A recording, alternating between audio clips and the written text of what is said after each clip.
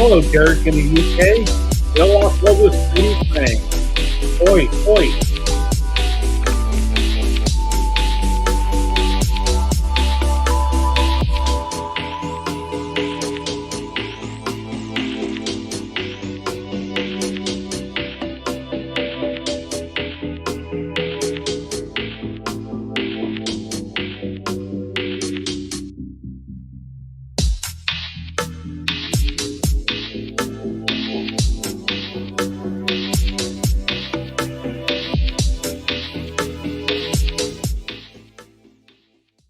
Hello and welcome, everybody. This is the Jerry Show. We are live on YouTube and Twitch today, like every Saturday, 12 p.m. Pacific.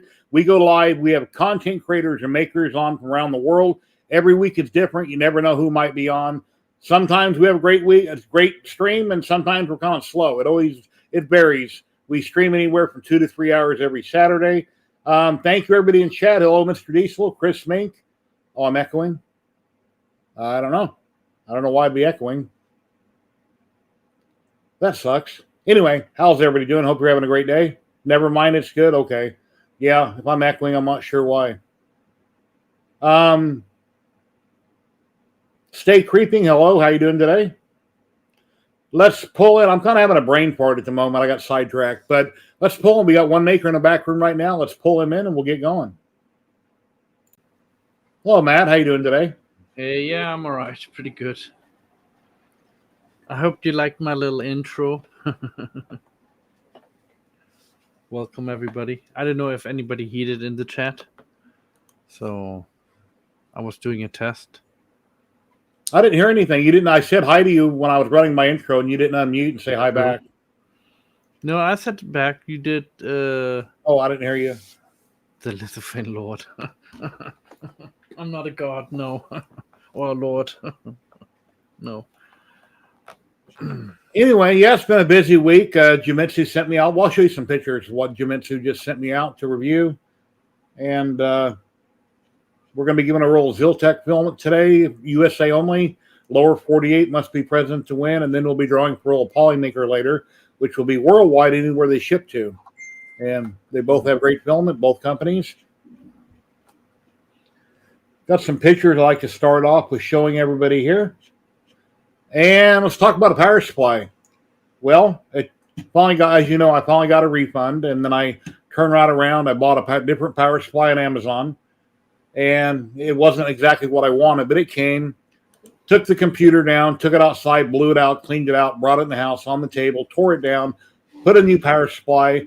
I did not want to rewire everything, so I used existing plugs that my PC already had in it. Everything appeared to match and go in the same places on the new power supply, which was a different brand. Then I put the glass covers back on it. Like a dummy, I forgot to plug it in while I was at the desk, at my table, and make sure it turned on. So I forgot. I brought it in here. I got up on a ladder. I hooked it all back up. Had to stand up on this desk where it's sitting up on a shelf. Turned it on. It didn't work. Took it down, tore it apart, checked the plugs out. Couldn't get it to turn on. And once again, I didn't use all the new plugs that came with it, which I should have, because after watching a couple videos like Jay's 2 cents on YouTube, etc., he said even though the plugs match, the pinouts on the plugs might be different, and you could blow a video card or a motherboard or your CPU or something. So I didn't check them. I boxed it up, returned it to Amazon, got a credit that day. Once I got paid on the 1st, I just ordered a bigger power supply because I come to find out I had an EVGA 850 already in here. And I figured, well, if I'm going to get another power supply in case a problem I'm having with DaVinci Resolve isn't the power supply, I don't want to put the same wattage back in it. So I bought an EVGA 1000 watt to future-proof it. So when I upgrade my CPU and video card in a year and a half, I have a bigger power supply. So... Anyway, but there's a good chance that when I sent back wasn't dead. It's just that the pinouts were different when I plugged everything in. That's why it wasn't booting or turning on. And even when I plugged the power supply in with nothing plugged into it, the fan didn't twerk. It didn't light up, nothing with nothing plugged into it. So I was assuming that the power supply must be dead. Let me return it, and I'll just get a different one. But let me share some pictures here real quick. Share screen. I'm actually making a window right now, a lithophane window. Well, I've been talking for a while, for a long time about this. But I wanted to do it with the G-Techs when I had them. But the G-Techs, they were accurate and everything. They did very good lithophanes. They still had certain problems, you know what I mean? Not like the Bambu or the Comgro T500. Okay, And here's the power supply that I'm putting in it that I have ordered. It'll be here by the 7th of next week. Here's a model by Sanix he just came out with of Stargate that I'm going to be printing in 1/6 scale, which will be pretty good size. I don't think I have enough blue resin, so I might have to get some more blue resin. But this is a really cool file here from Sanix. I'll be resin printing it and painting it, and obviously I'm going to do the water in blue resin, the blue translucent resin. Trevor Navarre 3D had sent me out 3 rolls of filament. Here's 3 different rolls that he sent me out. I'm not sure if I showed these last week. I might have. Them are the 3 rolls right there. I haven't printed with them yet. I searched the internet for a couple days trying to figure out what do I want to print that's all different colors. Some really cool stuff on the Sobel SV08 or the X1 Carbon. And I'm drawing a blank on something that's fairly current that would look really cool in multicolored filament. And I don't want to just do another vase. no. And then my friends, the LA hobby guy, Patrick, Laser Maker's Realm, and Jeremy, HTL Customs, they sent me out some stickers last week. I had sent all them stickers, and then Rich sent me back 2 of each of their stickers the other day. That was very nice of them. Here's a new Jimitsu 4040 Pro Max that I have. Now, I already have the 4040 Pro, but this has an upgraded Z and Y axis. It's a lot more rigid because with the 4040 Pro that I have, some people, if they're really pushing work really hard and really going to town on it, everything will flex and tweak a little bit, which will screw up your engraving that you're working with. Here's an upgraded version. I currently have it put together in the garage, and I'm working on a video for it right now. I haven't engraved anything with it yet. And then I took my junk room and I moved a bunch of stuff out of there, and I brought all my paint from my resin room, which is collecting dust. And I'm starting to get everything set up in this room so I can start painting and working out of this room here. I got to set up a TV. I got a tablet I can bring in there, and I'm going to start using this for my painting room. And as you see all the stuff on the desk there, I haven't got it situated where I want to put what, but I'm working on that.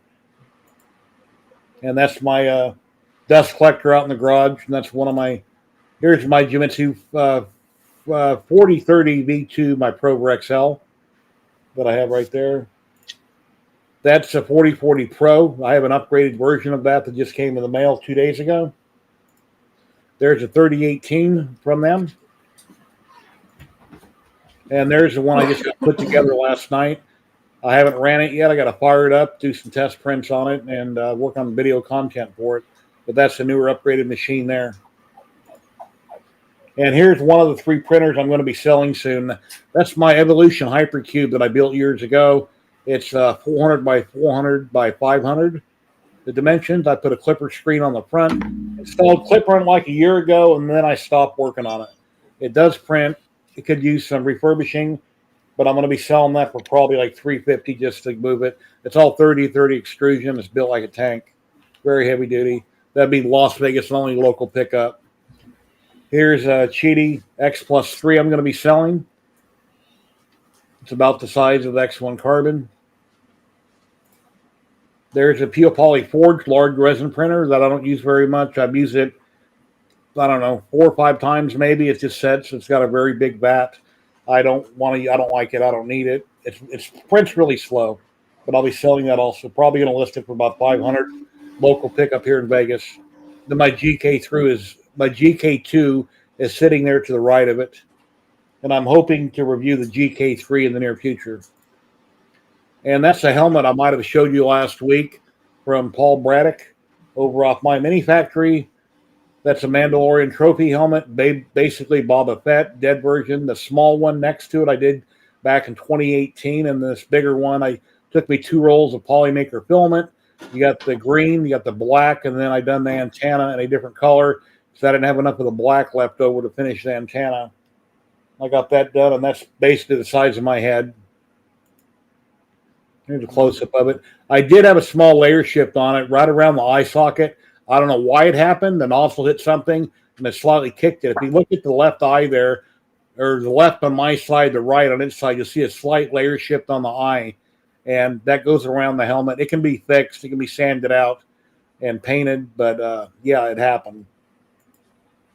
And there's a vacuum former in a garage I'm building. It's based off of Galactic Armory's design with the heater. They use 2 heaters, one on top, one on the bottom. As far as I'm concerned, heat rises. You don't need to have a heater on the top of it radiating down because most of the heat's going to go up since heat rises. And that's some PETG I got with the paper clips there, and that's just how it's going to be set up when I use that vacuum former. But the vacuum former and the buck are untested. I've never tested it. I built the buck on the left side and the vacuum former table, or the vacuum former on the left side, the hose is hooked up to it. I built that like 3 or 4 years ago when I was when I had that big Ghostbuster car I was working on, but it's currently untested. And them are the pictures all I got to show you for right now. Okay, Matt, you were saying something? Go ahead. Yeah, I was trying to do a window, my bathroom window to be precise, and I'm gonna show it off. I have just one more panel to do on here, and then I'm finished with it. But I'm gonna show you guys before I post it tomorrow on Facebook, because then that's best time to show it off, you know. So you guys will be the first ones to see it. I'll show that in a minute, and I'm just need to restart the last panel because I done a mistake on it because my computer kept crashing because of the program, because I overloaded it, and yeah, so I have to redo my settings right now before I show that off, and then I have to press print. Welcome in, everybody. Outer prim. Alright, I have to calculate it. Alright, let me show it off while it's calculating. And Kenny's not here today. I don't know why or where he is. I guess he's busy. I haven't heard from him in a few days. He usually messages me on Messenger at least once a day, chit-chatting about whatever. So you have one missing. So this is going to be put into my window. That looks like one of those giant games where you got numbers or letters and you got to put them in order and you got to have one missing to slide them around. Oh, cool. Koi. Yeah, hold on.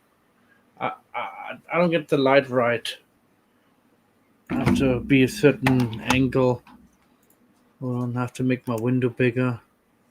I can see myself bigger. I mean, the colors, it looks better, you know, in the window once this regular sunshine comes through. It's nice. Oh, you got a mount in your window? Yeah. Cool. I'm gonna make some pictures, and actually I have some pictures now I can send over to you, and you may be able to show them off for me, please. You can share them too. Just click the share button down below. Oh, I don't have them on my computer. I have them on my mobile. Okay. Because I take pictures with my mobile. So let me put my light back on.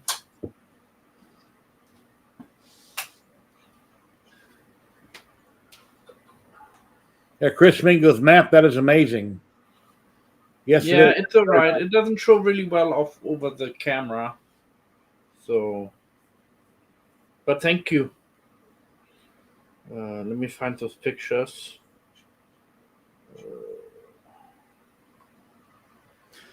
You got to go to the doctor yesterday and get my eyes checked because I'm type 2 diabetic, borderline, whatever, something like that. I take metformin.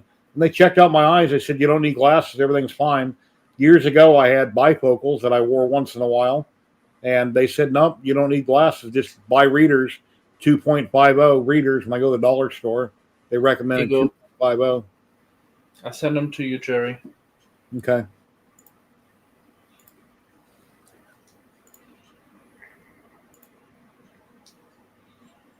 Yeah, they look way better in the window.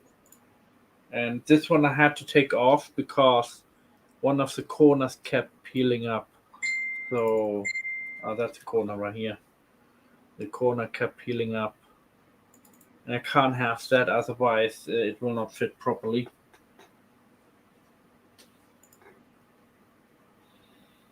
So I had so far 2 peels. Yeah, two peels, and the first 4 panels are printed without a brim. If I printed them with a brim, I would have enough space, but I can cut off on the side and make a perfect fit so they don't slip out. So I have like 2 windows on there, 2 squares, what actually kind of keep popping out if I do this to them, because otherwise it sticks all nicely together. Am I going to reprint the 4 panels in the long run? Hey, Hobby Man, how you doing? In the long run, I Here it definitely is. have them replaced. There's the picture Matt just sent me. Yeah, but I didn't do. Remember, I'm only 1 panel left. Yeah, looks good in the window. Yeah, I thought so too. So, and I'm gonna want to make a big one.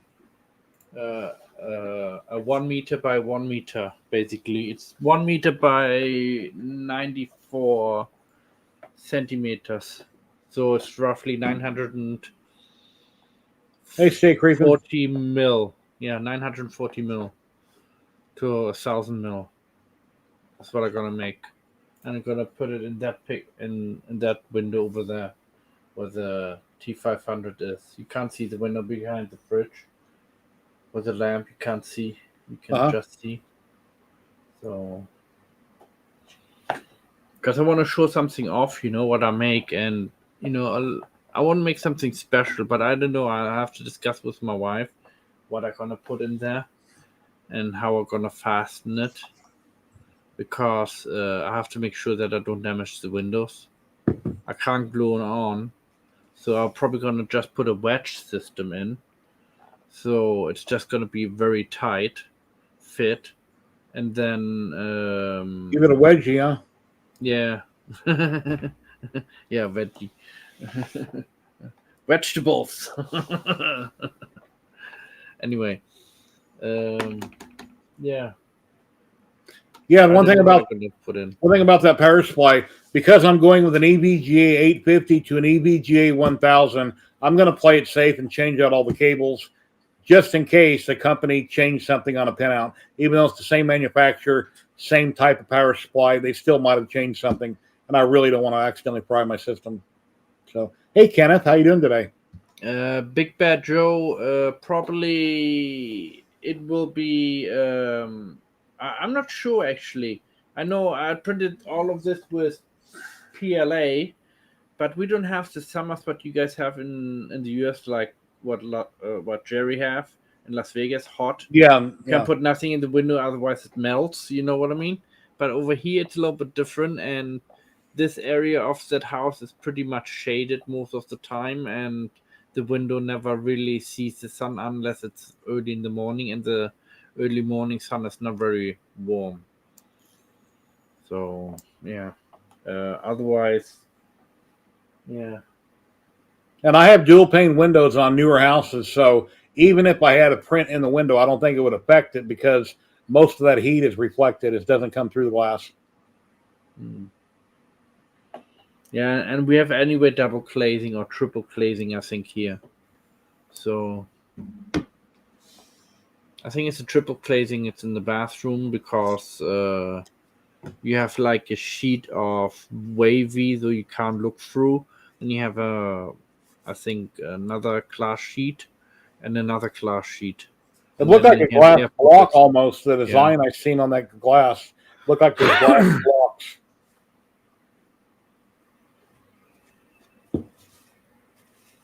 Yeah, it's it's different. Bring maybe a little bit color in the bathroom, but I don't think I'm gonna keep it there. I don't want to upset my wife. That's why I'm gonna Put something in that window, maybe.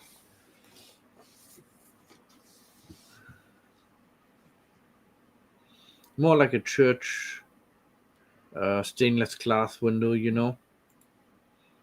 The light will reveal it. Let me see what he said. I can't see what he says. Anyway, the UK is always raining, so it's risk of melt. Yeah, sure.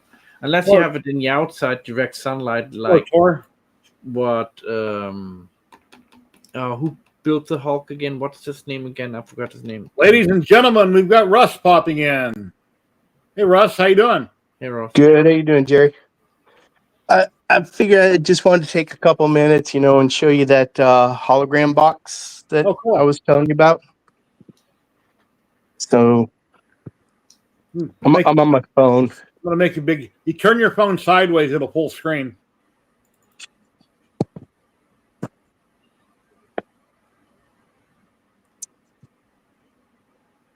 Oh, cool.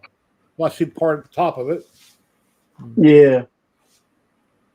If I can get the whole...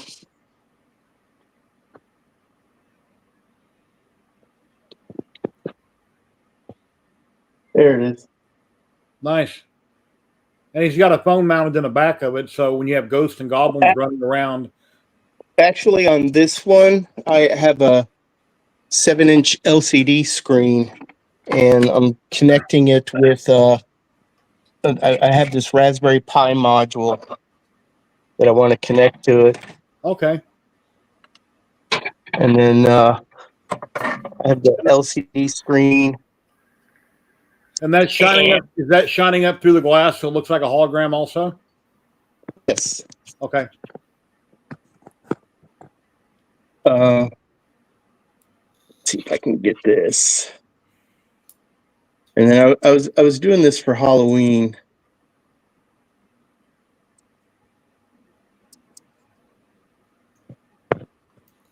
Graveyard. Wow. Yeah.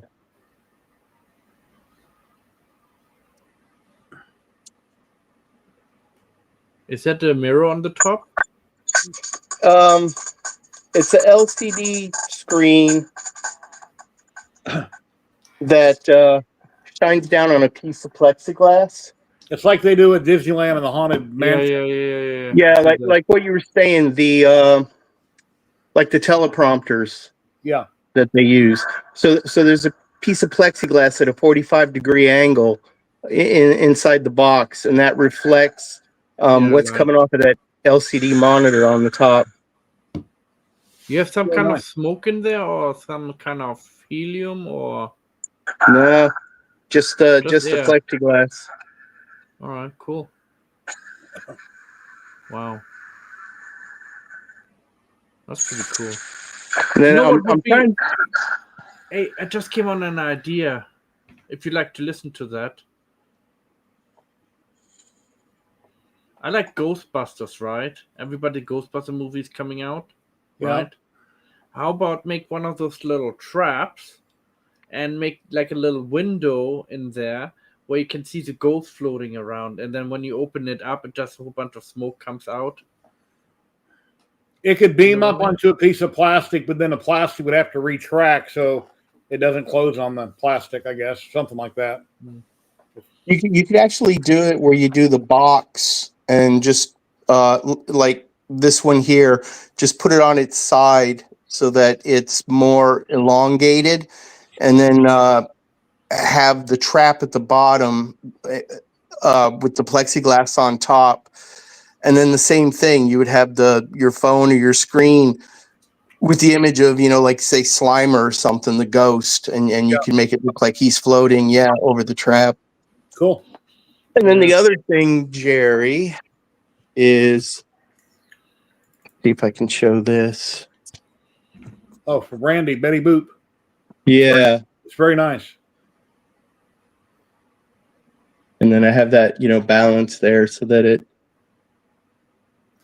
Yeah, I told her she had a surprise coming in the mail from someone, and that I told her your name, and she was really shocked that somebody would make her something and want to mail it. Yeah, you got to email me an address that you want it sent to, and then, like I said, I'll shoot you over the Lightburn. Okay. file if you want to, you know. Yeah, just don't send it to 1600 Pennsylvania Avenue. Yeah. I could walk it over there. Very nice. That's the only address what I really learned when I started history, you know, over there when I was living there, and I was going to school and going for history because, you know, I learned that's the only address what I learned, the most important, you know. Anyway, Let me call her real quick and see if she's awake, up. I'll have her pop on. Hold on. I wish you guys all good luck.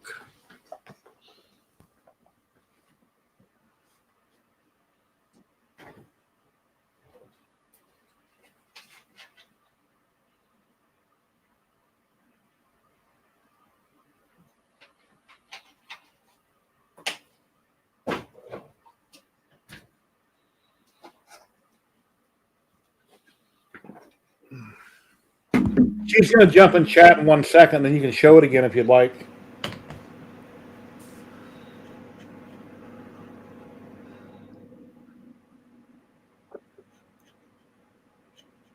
And let me know when she's on, and All right. I'll go back over there. So what else have you been working on? What's going on?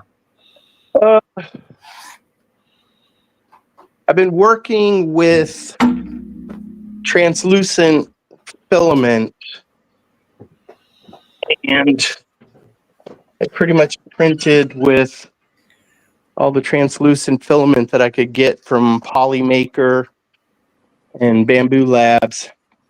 And I did these Christmas lights here Oh, nice. on remote control. Oh yeah, I've seen them before. Yeah. So you can basically turn them on and off with That's neat. remote. I did this is with the Polymaker filament here. Hello, Betty Boop. Those are really nice. And this, I don't know if you're familiar with Steve, Hobo with Wood. Yes, I know, Yeah. Steve. Yeah, this is one of his designs here, this old pickup truck, and I did it with the Sanford and Son salvage logo. Yep, I used to watch them years ago. Yeah. Really cool. Anyway, Betty Boop, this is Russ. We email back and forth occasionally, and he just made something for you, and he's going to mail it out here soon, but he's going to show you what he made for you. Back over here.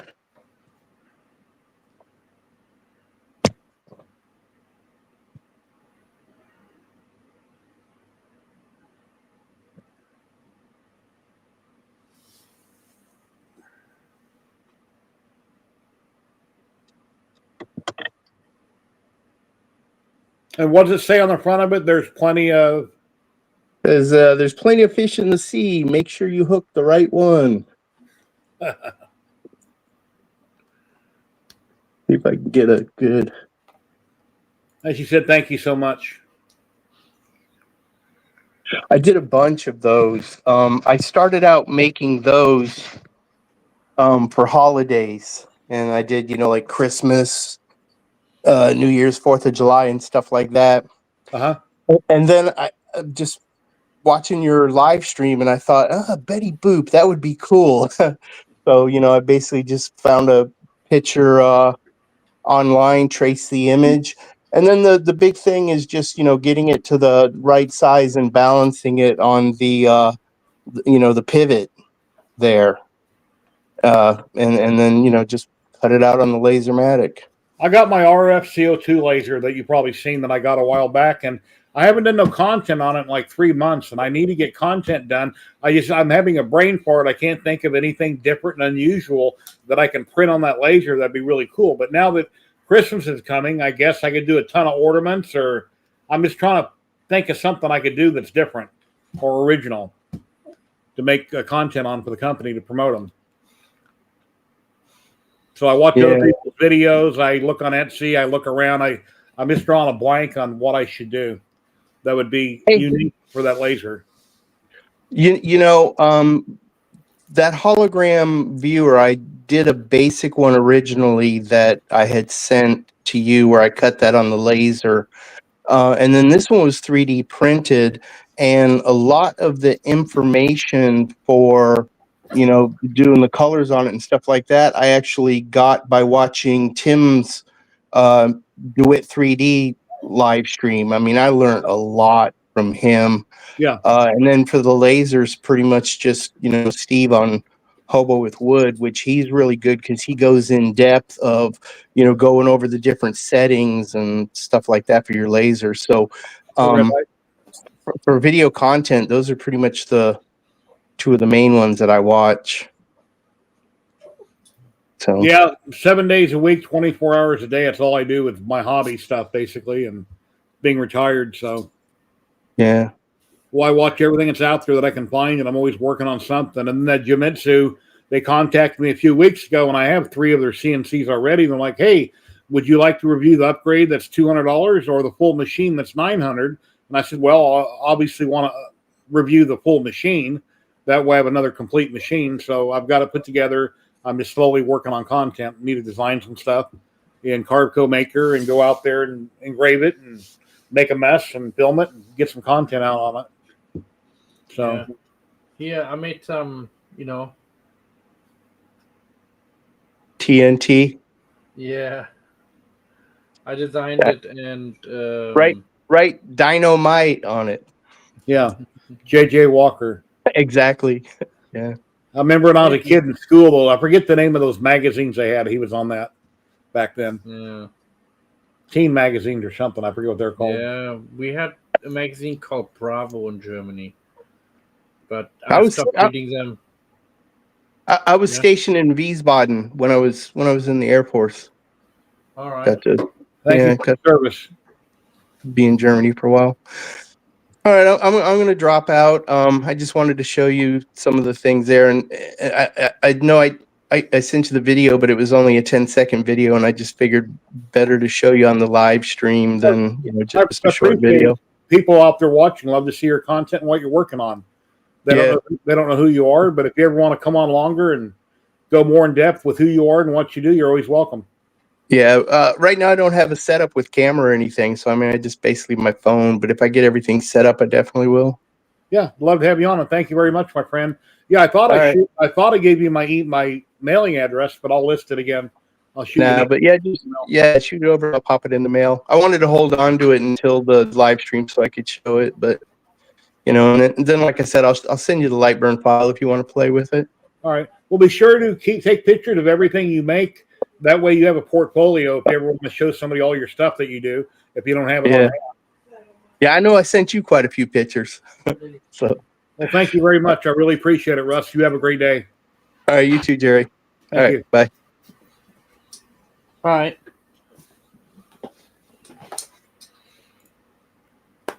He's a great guy. Yeah, and over the last couple of weeks, you know, I've done this. A microscope camera. All right. Looks good. Yeah. Tells me how my prints are doing, you know. Yeah. So, yeah. I basically zoom in. If there's too many black hairs inside, I know it's brittle. And I know when it's clean, it's very strong. And I can probably give out some... Maybe next week, I'm going to show some sample next week, some pictures where you will see 2 pictures and it will be basically 2 different prints, but you will see the difference between that lithophane and that lithophane because that lithophane have more black hair in it and that lithophane have almost none in it. And that's because of the nozzle change what I made or the way the printer was printing. If anybody would like to drop it on camera, if I know who you are, you're welcome to come in and promote yourself, show off what you're working on, or just hang out with us. There's a link in chat. And let me share out the link for the giveaway if you don't already have it. It's pinned in chat. I got the link pinned on YouTube. It should be popping up on Twitch, but I'll repost it. We have 6 people watching on Twitch and 19 on YouTube. Thank you very much, guys. Thank you, everyone. Girls.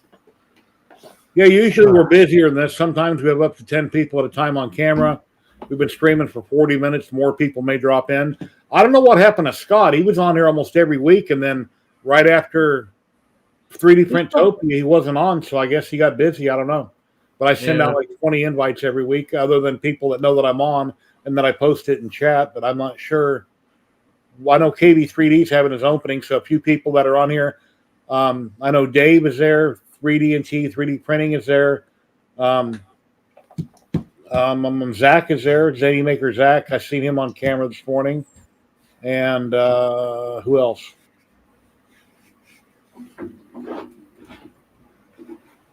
I'm drawing. I can't think of the name. The man and woman, the live stream every week, every morning, every Saturday. They're there also. Oh, yeah. That's cool.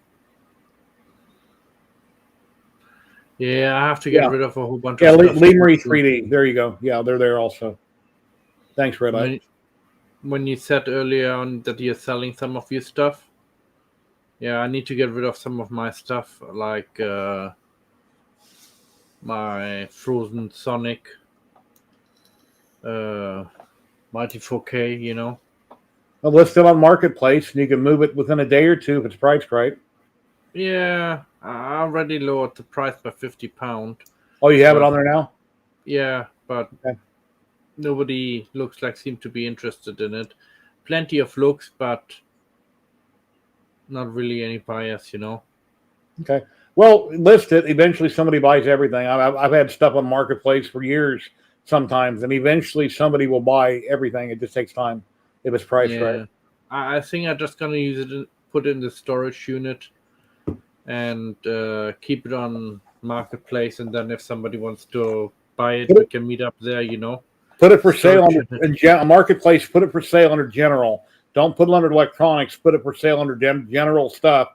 That way it pops up with random anything and everything. You have more people will see that section. I mean, that's my opinion. Yeah.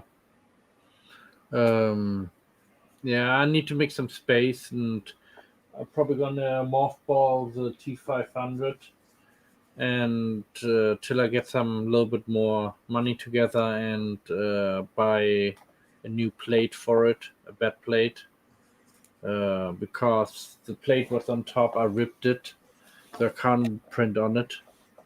The print's not gonna come out nice.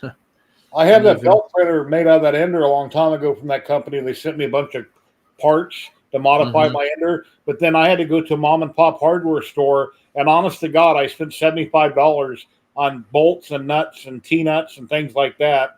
Instead of buying in large bulk, I bought them individually. And so rather than ever chucking it, nobody would want to try to get it working right. So it's better just to strip the machine down and take all the nuts and bolts back out of it and just break it back down to parts. And then I got an ender and a Kaiwu Tycoon Max, I think it's called. They used to have a layer shift. The company sent it to me a long time ago. I tried to sell a long time ago. No one ever wanted it, so I'll probably just put that on there and give it away. Yeah, I give already all the stuff what I can give away, and just where I have my own money tied in, I need to sell a little bit, you know. So the T500, I'm just gonna mothball it. It's a good machine, but what I want to do in the future, change out the hot end and put a new plate on it. Maybe a glass plate. I like glass plates, smooth surface, but that looks good. I did this back in 2017, 2018. Paul Braddock Mandalorian Trophy, it's called, which is basically a Boba Fett helmet. And then here's one that you guys probably seen last week. I did this on SV08 in Polymaker Polyterra filament, and you can tell how many rolls it took. Wow. 2 rolls plus Santana was part of a 3rd roll. I have a minor layer shift around the eyes, which is hard to see, but there is a line that goes around the print where it's just barely misaligned, but it can be sanded out and fixed. But it came out really cool. I figured I'll make one full size. And if the skull would come out, which it won't, this helmet might fit me. It's been hollowed on the inside. This is a free file. At least it was free over on my mini factory. Paul Braddock. It's called Mandalorian Trophy. And he has another one on there that's the Stormtrooper helmet. It's the same way.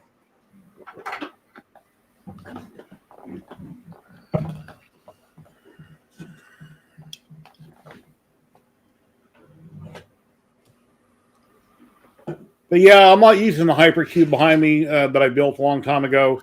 And it's like a Frankenstein type printer. It's built way back when I built that. Boron was just coming out. And I was like, should I buy this through Zyltech?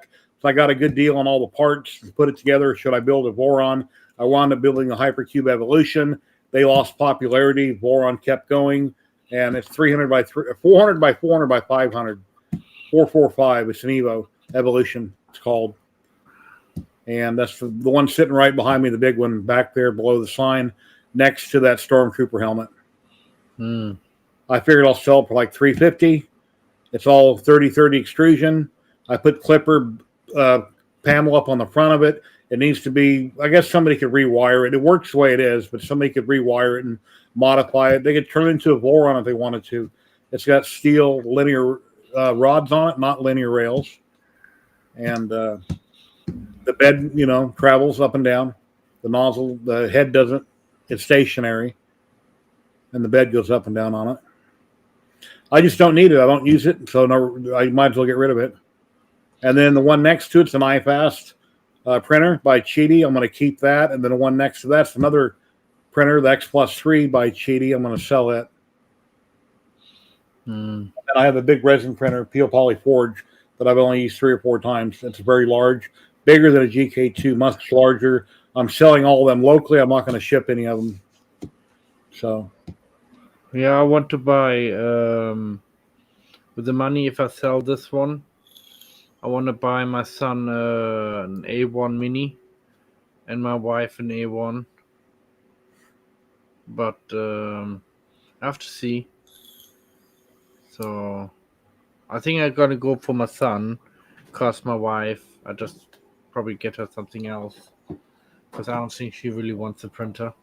So yeah, Lee Marie 3D, when they were giving away filament the other day, when they were all dressed up for Halloween, I had won a roll of Polymaker filament. I told them in chat that I'm a Polymaker partner. I can't win filament on streams.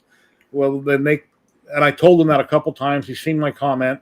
They went ahead and sent me the code anyway, so I gave the code to my wife, so my wife can order filament with the code. So, but I did make it clear in chat once I won it that I can't win it. Please redraw. So I'll just let her have the filament. She can pick out what she wants. Of course, I'm the printer guy, so she has a printer called the Q5 Delta, the small Delta. I can use that to make her something, or I can print her something else with that filament of her choosing.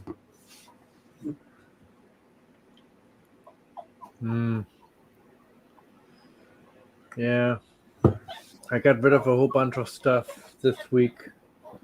I had a big clean out. So, yeah, I still have to clean out more. And when we get to the 1 hour mark in 12 minutes, we'll give away the roll of Zyltech filament. That'll be USA only, lower 48 states. And if you haven't won in the last 2 months, be sure to enter. If you should have already entered and you had got filament from them that you won on my channel in the last 2 months, have me redraw. You must be present to win. And that's what the Google Doc is for. Then once that drawing is over, I'll restart the same doc, and then you can re-enter for the Polymaker. So, doing that here in just a little bit. Yeah, I was hoping that I'm gonna finish my print on the stream. No, it's gonna be 3 hours when it's gonna be finished. 3 hours and 1 minute. But the panels will be ready for tomorrow, my window. And I don't know what else, what I'm gonna use to patch in, maybe some Hey, Sandy. piece what I print maybe, or just push in. Not sure yet, to keep it in place. because it's a window what we never open. So if the window never opens, not much disturbance is there, unless if you put it on the window what you open up, and then you have like the leaning type or the opening, like opening like this, and there's always a chance panels will fall out if they're not properly secured. But I can probably put one in there too, but then I probably have to glue it all together because the panels are not glued in. They just hold by themselves. As you can see,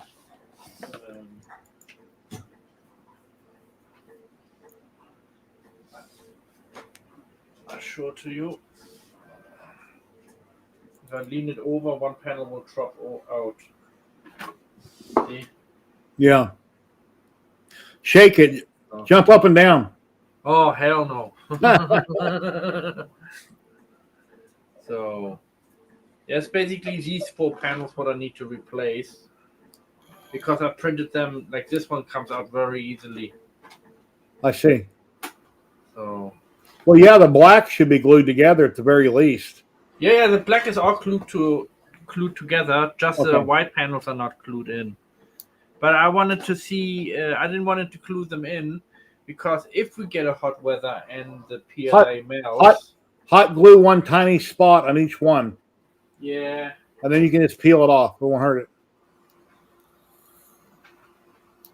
Oh, I didn't realize that. I'm not giving away any from Trevor, and I didn't realize that. Hold it, guys. Thank you for telling me that, guy. Hold on. I didn't even read that when I posted. Damn it. That's me not thinking. I should have realized that before the stream. We're doing one Zyltech. We are not giving away any roll. Trevor, that was last week for Trevor. Sorry about that. I'm not reading my own content as it goes across the stream. and I'm alone on stream now. We can't see you. Oh. There we go. Let me go. I can't believe that's going across the bottom. I don't even read my own stuff.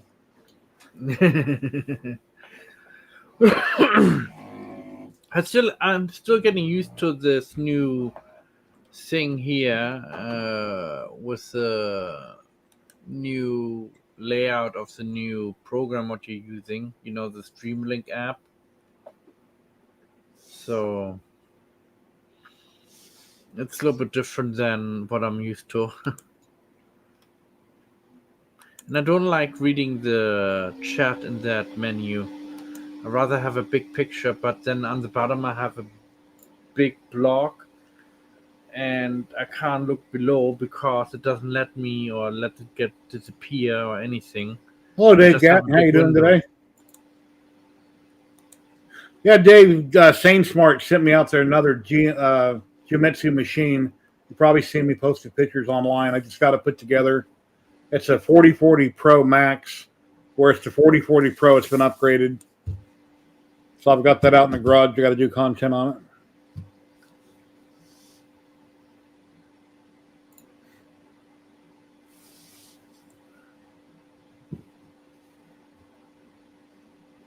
Here, Matt, here's a question for you.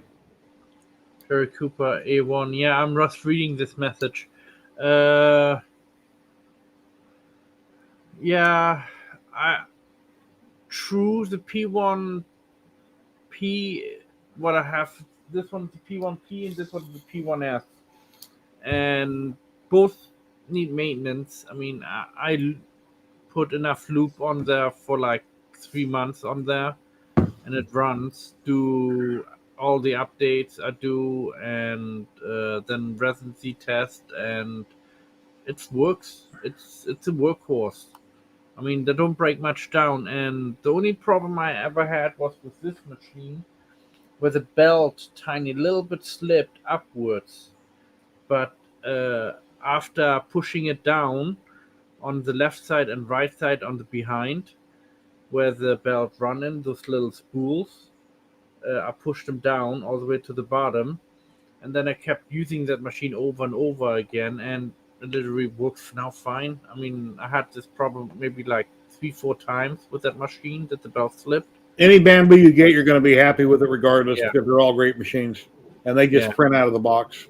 A1, I hear only good stuff about the A1 Mini. A1, the big one. Yeah, I hear it's good too. I would go for the A1, just for the bigger build plate.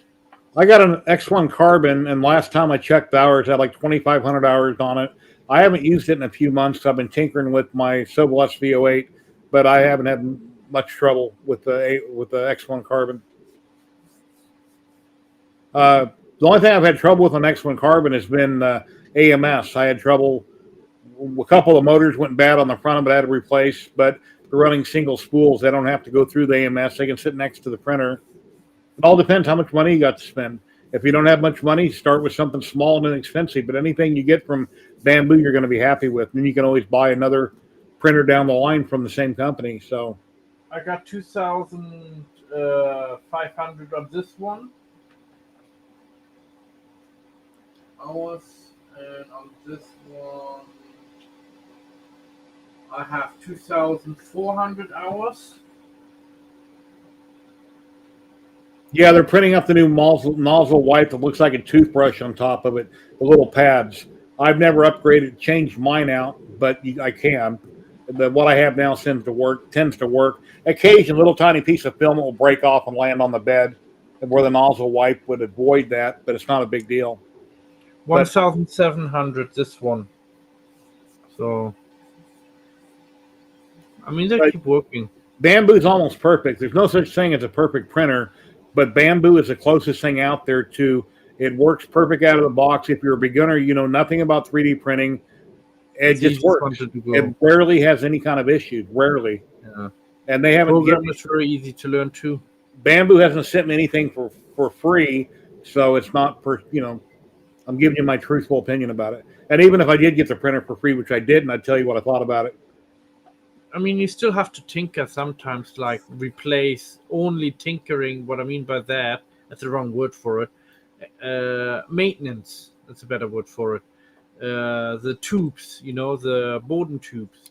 These need to be regularly replaced if you print every day. At least after a couple months, you need to replace them if you print with a printer every day. Because the filament drags and cuts them, and then filament starts to jam in it and doesn't properly flow. But if you have an AMS, you take the 3 screws out of it, tip it over. When you look at those PTFEs, you can see where the problem is. You can usually see what looks like a piece of filament stuck in the tube, and it's actually a cut mark you're seeing from the filament dragging over it. But it's easy to replace. It's nothing complicated. No.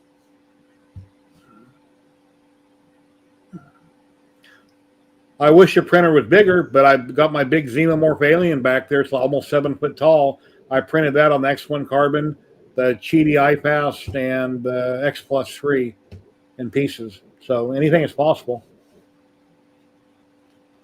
Yeah. X1 Carbon, from what I have read, the X1 Carbon has a poor nozzle wipe. I'm not sure about that, the X1 Carbon with the wipe. Jerry, you have it, the X1 Carbon, don't you? Yeah, I just talked about it. Mine's got the little lever that goes back and forth. It works fine. In newer printers, they came out with a little tiny pad that's almost like a toothbrush, a little tiny pad that it runs a nozzle over to clean the nozzle. And you can print those at a TPU and put them on your printer. I've never changed mine, but that's something where they learned that this newer thing works better than the thing that does this back and forth with a little roller on it. So yeah, I have the same thing on mine, little tiny roller, but they gave me plenty of spare ones with the P1Ps and the P1S. Yeah, I bought a couple I have extra. like 9 of them or 10, and I didn't even replace them yet. I think I might have to replace them on this one because that one keeps hanging up some filament. So I think it's time to change it out soon. The P1S is the one that's enclosed, right? Yeah. Yeah, if I was to buy another Bambu printer, I'd buy the P1S, in my opinion. I might get the A1 Mini, or the A1, not the Mini, but I try to stay away from bed slingers. Yeah, but be aware with the beds, what you get, the sheets, like this one right here, that bed sheet, you only can use for PLA, ABS, TPU, and PC. Like the golden one in there, you can use for PET-G. And PLA and Yeah, I got mine off AliExpress. I got a much better deal on beds over there. I got one off AliExpress when I upgraded. so you have to be careful what you print, also what filaments, you know. And then if you have nanopolymer adhesive, which comes in a little bottle for $50, it lasts a very long time. I put that on all bed surfaces, no matter what kind of a plate it is or what printer. I automatically put nanopolymer on it just to make sure nothing ever comes unstuck or lifts or etc. I automatically put that on it. What I do is I take my build plate and I take it outside of the room and I spray this with Hairspray. Yeah. Yeah, I've never used hairspray. It's nice, I tell you. A lot of people have used it that I know of, and it works fine, but I've never used it. But Yeah. if you do, spray it away from the printer. Otherwise, you're spraying everything with hairspray, getting everything all tacky and sticky. I sprayed in the bathroom. I just take, because the bathroom is anyway down this corridor there. So I just go 10 steps, 15 steps, you know, and then spray quick and go back and put it in. But, well, we're at 1 hour. Let me close the giveaway, and we'll do a drawing for Zyltech. All right. Let me go over here and close that. I didn't enter, so more luck for you guys. Oh, my back is hurting again today. I'm trying to get comfortable in my seat, but, you know. All right.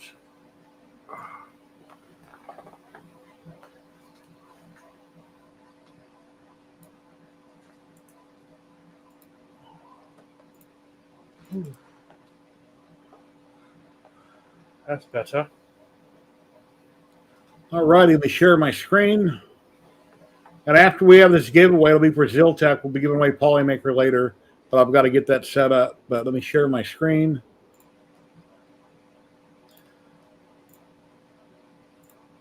And Zyltech is based out of Houston, Texas, here in the U.S. They started making a lot of their filament here in the U.S. now, because before they owned the factory in China that made it and shipped it here. Now they got a lot of their filament being made here in the U.S. And you can find them at Zyltech.com.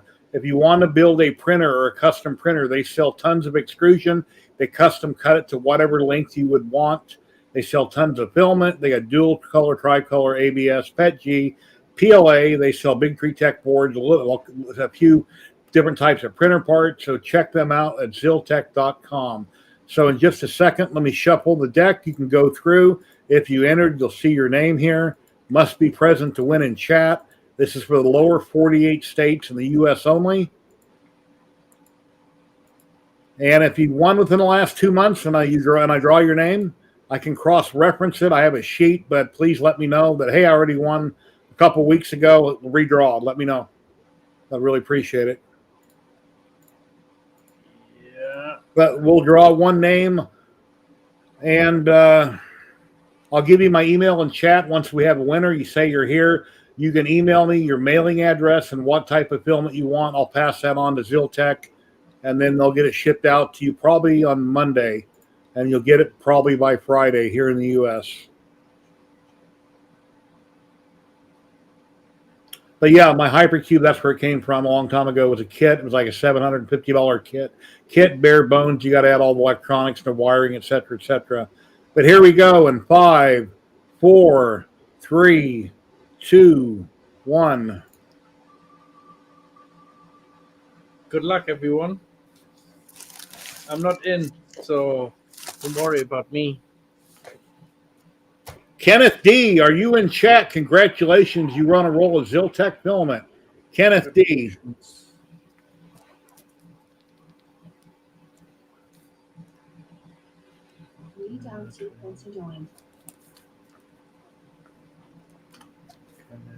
I don't see anyone yet. Kenneth D, are you in chat? Say something. You won a roll of Zyltech filament. Kenneth D. Kenneth D, please say something. I'll give you a minute in case you got a commercial going on. Hold on, I set my timer. And we got Dave popping in, 3D&T printing. Dave, what's going on? We're on our way back from was it KB3D open house in Ohio. There he is. All right, Kenneth, you're in the U.S., I believe. 1 second, Dave. Kenneth, here's my email in chat.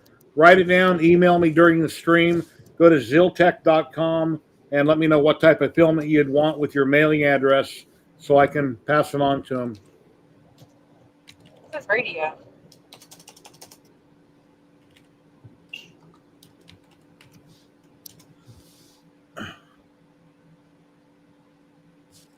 And their link is Zyltech, Zyltech.com. There's a link to them. There's my email. So please go if you have time right now. If not, do it later, just sometime today. Go to Zyltech.com, pick out a roll of type of filament, a color, and a type, and give me your mailing address. And my email is in chat right there. And congratulations.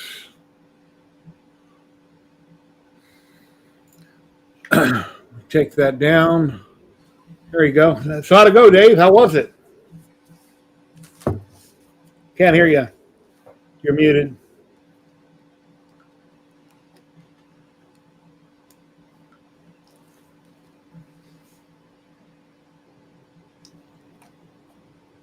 No, I can't hear him. Yeah, apparently the car doesn't let me.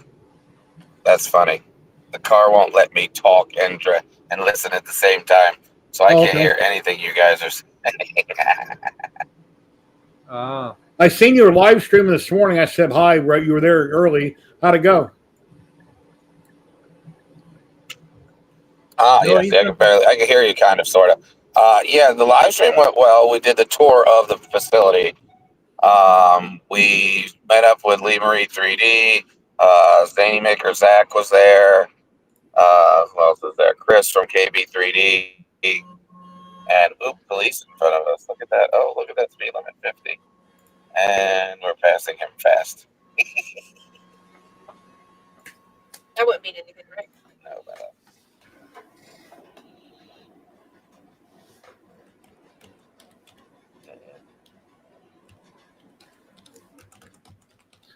Filling out the form for the Polymaker. Yeah, I have to order some Polymaker soon.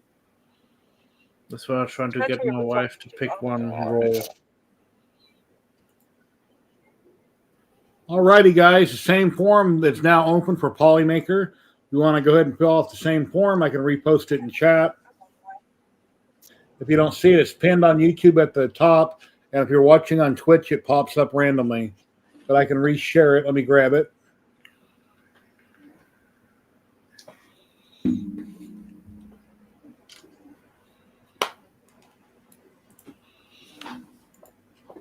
How long is your drive home, Dave?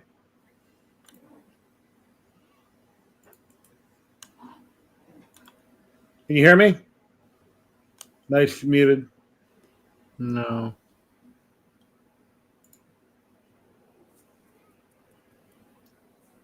yeah, I don't know what it is. I'm going to try to figure it out. So give me a second to get audio because, yeah.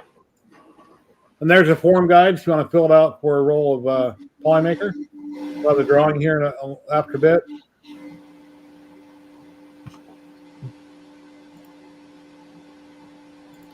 And if anybody'd like to drop in on camera, if I know who you are, here's a link for that.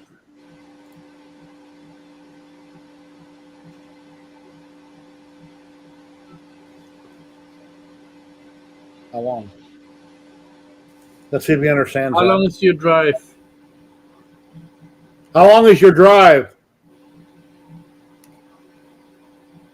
Can't hear you. Sound like you asked how long the drive is. So from us to them was 5 hours exactly. Actually, 4 hours and 58 minutes. I made it under 5 hours. Oh wow! Well, I hope you guys went out to eat while you were there. That's a long drive. Well, KB3D actually fed us, so they gave us quite a bit: pizzas, wings, salads, cookies. Stuff to keep you going. Oh, nice! Very cool. Well, I look forward to seeing everybody's videos and live streams on it after my stream. I can watch it later, see how it went. Yeah, Library 3D, they had a few issues getting it up and running, but they finally did after about, I think it was 15, 20 minutes. Okay. Yeah, I seen they were going to go live, and then they didn't. When I was getting ready for my live stream, like, well, they said they're going live at 9. I kept looking. I didn't see it posted. Good picture of your ear there. Yeah, we were here. It was. What did you just do? Oh, you're behind. Oh, yeah, okay. She's putting it up on her phone, I guess. Yeah, I heard it.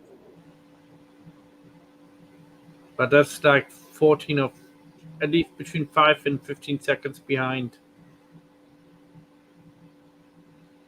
So, yeah. I have quite a few projects to do what I want to do. And the biggest one is the 1 meter by 1 meter window I have.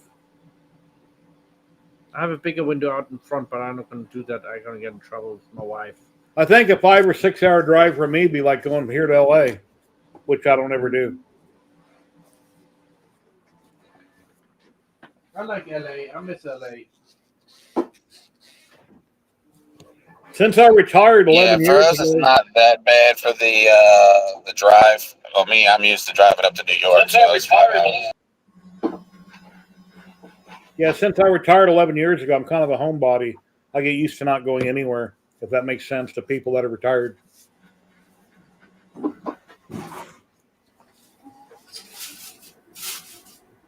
Yeah.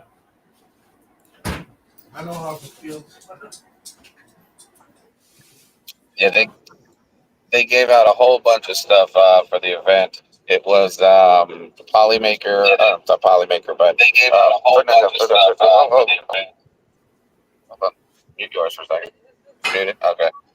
Yeah, so there was a LDO kit for a 300 millimeter 4-on 2.4. Digital Dragon gave away a belt printer. What else was there? There was a whole bunch of stuff. There was some extruders. Oh yeah, Orbiter 3 extruders, Orbiter 2 extruder. Quite a bit of stuff. Then we got a grab bag also, Which had a little bit of fun. which had a whole bunch of weird little baby filaments in it. Oh, cool. I'm going to reshare some pictures here. Let me put that over there. See, share screen.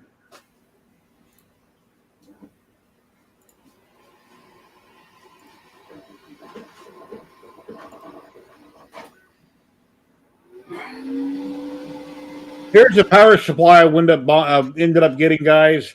I had ordered a different one from Amazon after that big debacle with the first one, and they lost it and all that. I waited till I got the refund. I ordered a different one. I popped it in the computer. As I mentioned earlier, the dummy me did not change any of the cables since they all seemed to plug in the same way. Power supply didn't work. Boxed it up, returned it to Amazon, got a credit. Once I got paid on the first, I wound up buying this 1,000-watt gold. It'll be here by the 7th of this month, which is sometime next week. I currently have an EVGA 850 in my computer, I found out. Once I tore it apart, I thought it was a 750. It's an 850. So at the very least, I'm upgrading to 1,000 watt. Hopefully it'll fix my problem with DaVinci Resolve, but if it doesn't, it doesn't. And let's see, here's a model by Sanix I'm going to start working on soon.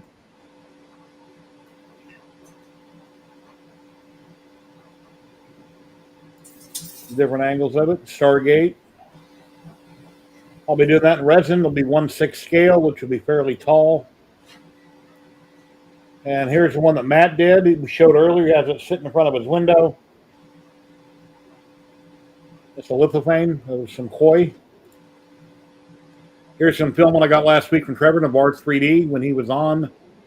And he said, I think I showed you guys this last week. I got 3 different rolls. And here's the 3 different colors.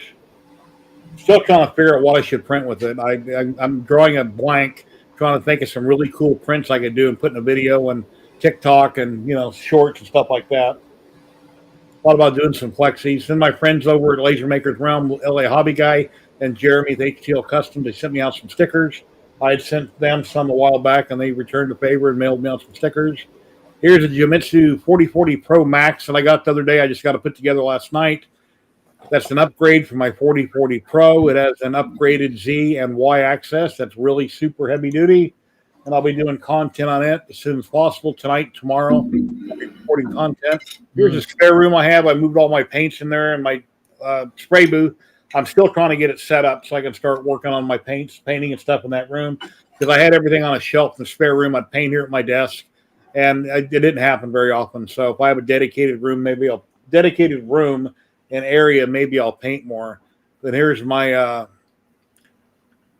vacuum setup I have out in the garage for all my CNC machines. There's my Jimitsu Prover XL 4030 V2. Here is a Jimitsu 4040 Pro. The upgrade that I just got is an upgrade from this, where it has a beefier Z-axis and a Y-axis. There's a 3018 from them I've had for a bit. And there's a new machine there I'll put together. I haven't fired it up yet or done anything with it, but I just got it built last night. And I got footage of me putting it together. I'll probably time-lapse it when I talk about it. And there's my Zyltech Hypercube Evolution, 400 by 400 by 500. I built that years ago. I just put clipper on it about a year ago. It needs work, but it prints. I thought about turning into a Voron. I never did. I'm going to probably sell it for like $350. It's all 30-30 extrusion. It's a huge printer, very beefy, and the bed moves up and down. Obviously, it can do 500 millimeter prints, very tall. And there's my X+3. I'm going to be selling it. I don't need it. I don't use it. There's a Pure Poly Forged large resin printer I'm going to be selling. I don't need it. I'm probably going to list it locally for like $500. I've only used it 3 or 4 times. It's got a camera in it. Very big vat. Heater. It's got a heated vat in it. And that's the helmet I showed you a little bit ago. So, anyway. Sorry, I have some trouble with my camera right now. I'm trying to figure out what it is. The bed on the Hypercube is 400 by 400 by 500. If that's what you're talking about, the Hypercube Evolution.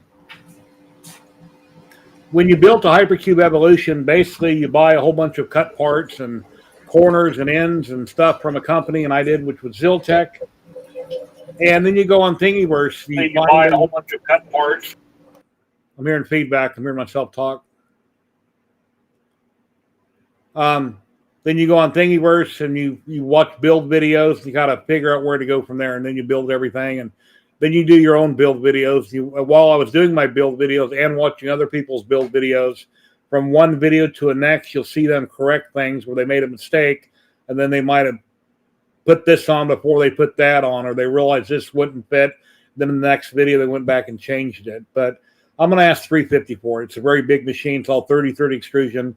It works the way that it is, but once I put clipper on, I got it up and running, and then I quit working on it. I have too many hobbies. If you know me or ever watched me very long, I got too much going on. I never tend to follow through with any one thing I'm working on. I start working on it, and then I jump into working on this. Then I jump into working on that. And then I come back to this. But, yeah. So, anyway. What's going on with the power of the computer? DaVinci Resolve. Whenever I run my editing software, DaVinci Resolve, it might take me 20 or 30 times to render it on my computer to make it an MP4 file, where it takes everything I put together and it's got to render it into a video, which I take and upload to YouTube. It will reboot my computer sometimes. It'll blink out all 3 of my monitors. It will freeze. It will just shut down the program. This is a constant problem I've been having for about a year. And first thing I did is I upgraded my RAM from 32 gigs to 64 gigs, thinking that maybe it's the memory. And then a lot of people thought online recently and a long time ago that maybe it's your power supply. So I'm upgrading the power supply. It's a Ryzen 7 1800X computer, 64 gigs of RAM, an EVGA GeForce GTX 1080 Ti overclock card that I have in it. And I had an 850 watt power supply. I built the computer back in 2017, and the only other thing I can think other than CPU would be, as everybody else thought, power supply. That's why I'm upgrading it. and I'm going from an 850 to 1,000.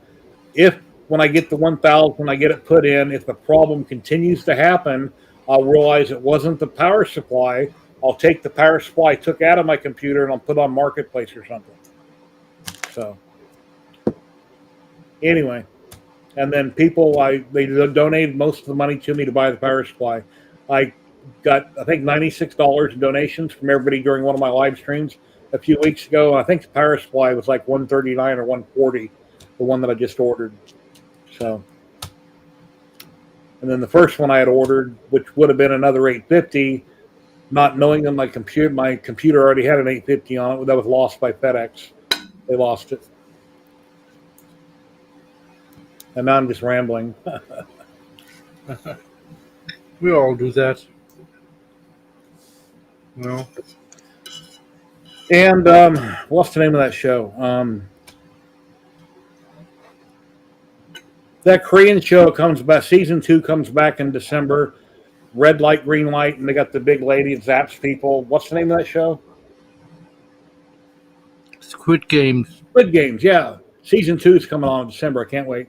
There's previews on YouTube. It looks really good.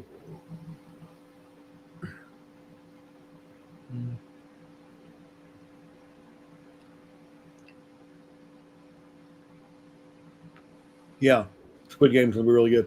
Actually, there's been a lot of really good trailers on YouTube with things coming out. I just wish I'd hurry up and do it, because when something comes out, I binge watch everything.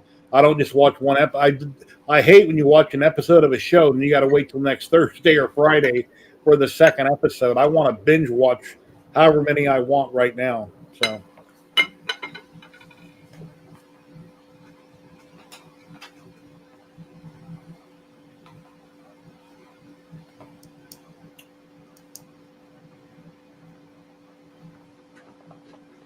Power Toys for Windows? I don't think so. I've never heard of it.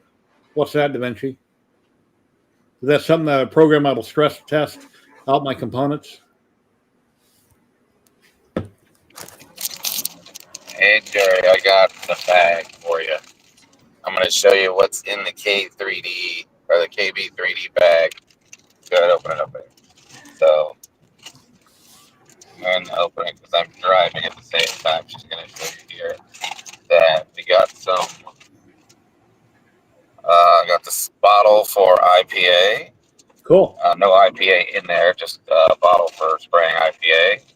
We've got different color filaments. One is a vanilla, ivory vanilla white, and the other one is a Chocolate brown. Chocolate brown.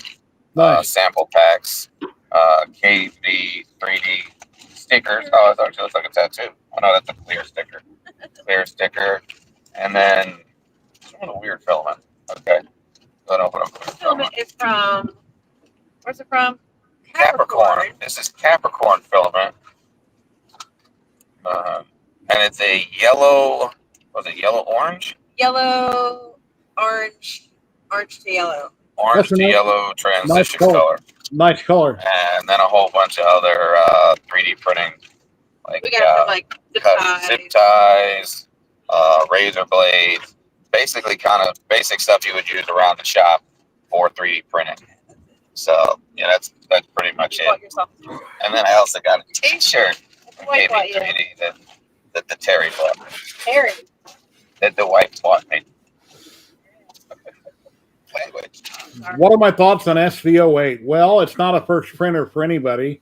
It's not a Bambu. It don't work perfect out of the box. At least mine didn't. It's real finicky on filament.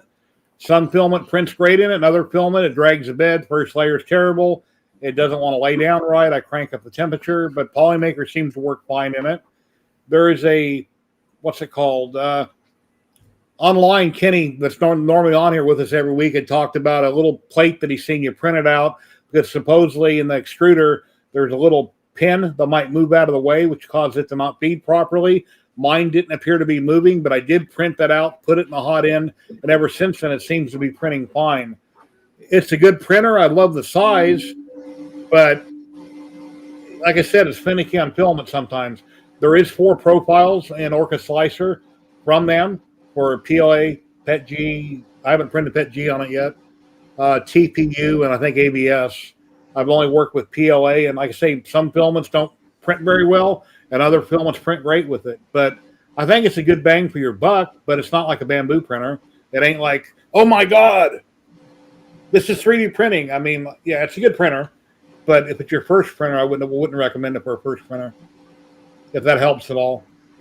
I think it's worth the investment. But just remember, some of the film that you put in it may not lay down right. You'll have to tweak the profile. There's all kinds of tests you can run an Orca slicer to get your layers right, get it printing properly. You'll have to tweak some filament here and there, get it to test out. But it's mechanically sound. The fan in it down below that people were replacing below the printer, I don't think that they have replaced it yet. I got a fan off TH3D that was the same exact size. I just unplugged it, put the newer fan in, and it's real quiet. And there's a lot of videos out there on different things. But yeah, it's a good printer. It's just not for a first printer. There's a little, what is that, a bear or an elephant? You're muted again.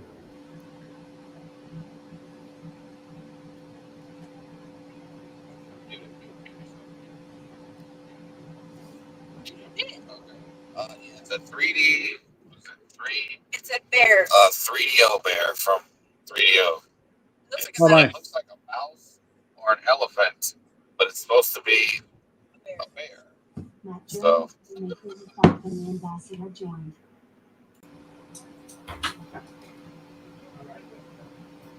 Yeah, I didn't realize I had you full screen while I was talking, rambling on.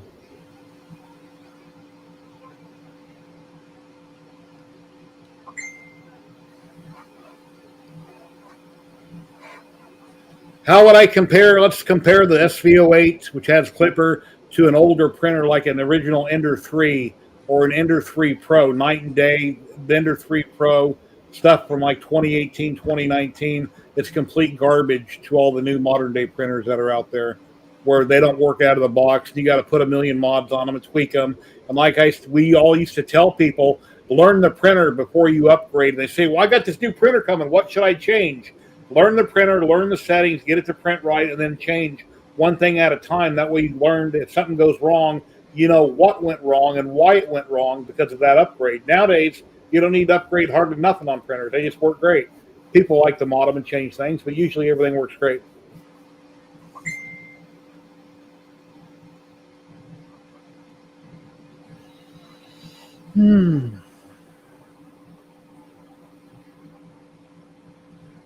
Did anybody in chat have any questions, anything you want to talk about? Does anybody want to drop it on camera?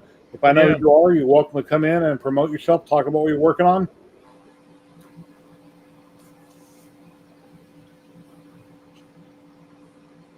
And we got 40 people currently watching.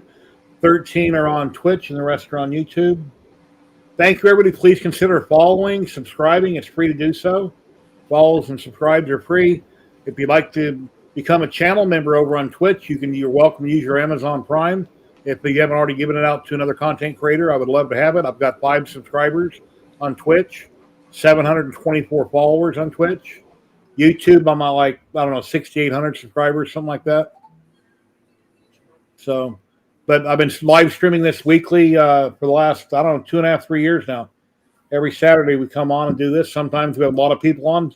And like right now, we only have 3 on. We were at 2. Dave, come on, thank God. They helped save the stream a little bit. So we have 3 people on, but more the merrier. I'm trying to see what filament I'm gonna order from Polymaker. And the drop game, it's working. If you're watching on Twitch, I can full screen it, and we can do a drop game, do the drop. My Kappa Gen things on Twitch, I don't think are working properly. A lot of things I need to update on Twitch and change. And check the drop game. It should be working. Yeah, there we go. And I changed that to Christmas, and Halloween keeps popping up. BLD Designs, hello. How are you doing today? Thank you for stopping by.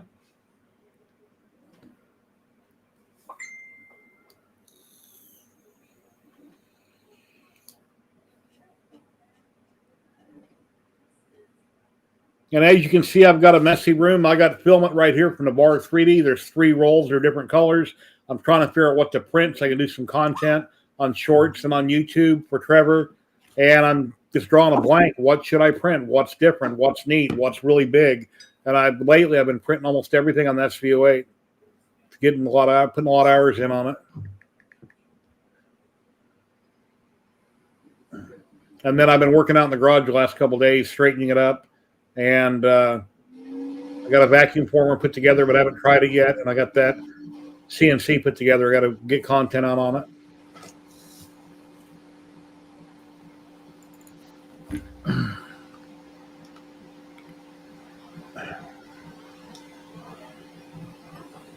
Yeah. Like I said, I'm gonna make another window up, but I don't know what picture I'm gonna take yet.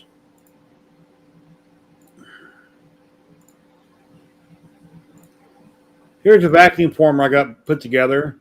When I had my Ghostbuster car, most of you remember I was printing a Ghostbuster car like 3 or 4 foot long. I think it's like 4 foot long time ago. And that's where the vacuum former on the left side came from, but it's untested.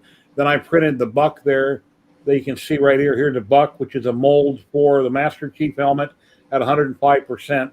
And then here's a vacuum former based off what Galactic Armory built with a similar type heater they're using. I took out the tilt sensor so I can lay it down. Galactic Armory has a heater on top, heater on bottom. Heat rises. I don't need a heater on top aiming down since heat rises. This should work fine. If for some reason it don't, right here where my mouse is, I can put a metal shield on both sides and across the back if I need to. I got the metal down here. If you can see my mouse, I got a bunch of sheet metal. I can always enclose part of this to focus the heat where I want it to go to the PET G. So I turn on my mold. I'll put some cornstarch on it.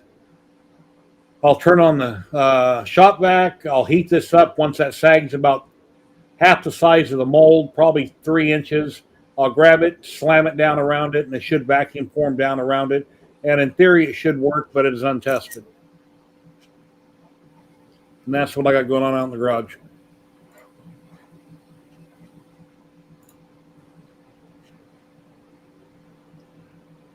Yeah, the fiber laser Jerry Cooper's been doing great. I just haven't done any content on it. It's been working great. I need to get some content done on my CO2 gantry laser, my RF laser. It's been sitting, and I haven't done anything with it in a few months. But I need to get out some more content on it because the company sent it to me to test and review, and I don't have any content on it. I initially done a bunch of stuff on it, but then I got to get more out. And I was just kind of drawing a blank as to what should I make on it? What should I do? And then I might watch somebody else's video on something they make. Oh, that's a great idea. I should have done that. And I try not to copy people's ideas, but I can get inspiration from people's ideas and do things similar on my equipment. And then if I got the inspiration from somebody in particular and I remember who it was, then I'll just mention them in the video.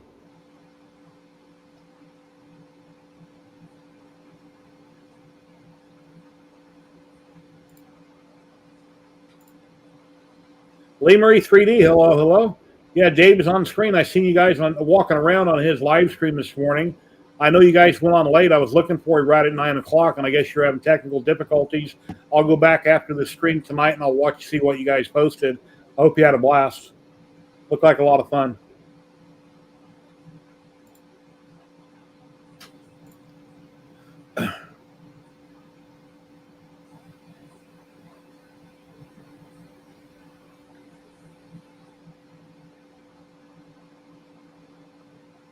All right. Yeah, we'd love to have you on. You guys were on a really long time ago. It's been a long time since you've been on. And I haven't been posting daily on TikTok like I was, but I still am posting. Every couple of days I'll find something and I throw it up on TikTok. It seems like I get 600 or 700 people to like what I post on TikTok, and it doesn't seem to grow any taller than that. I don't know why. I don't understand TikTok, but at least I'm posting content.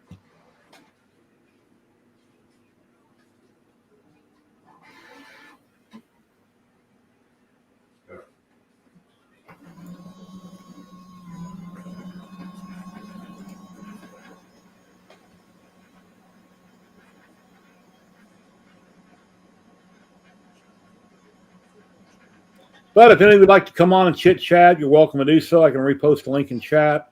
We're going to be doing a drawing for some Polymaker filament here in a little bit. We already gave roll of Zyltech to one lucky winner in the U.S. Kenneth won that a bit ago. Kenneth D won the Zyltech. Oh, let me check my email and see if you already sent me an email.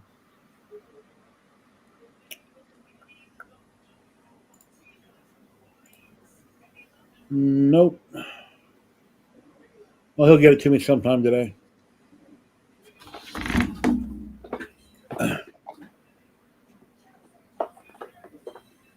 And if people fail to email me or get a hold of me when I ask them to, I'll give it a few days, and then next week, then I'll just redraw it. But usually people are real good about getting a hold of me the same day if they're not sleeping or working or, something like that's going on.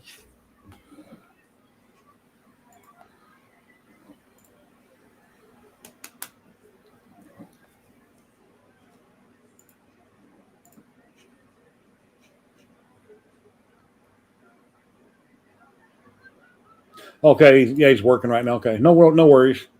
Tonight's fine.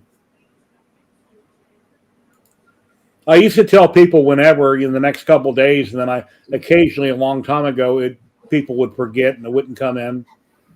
But yeah, whenever's fine. I can't contact them. I'll email them tomorrow with information so they can ship out Monday.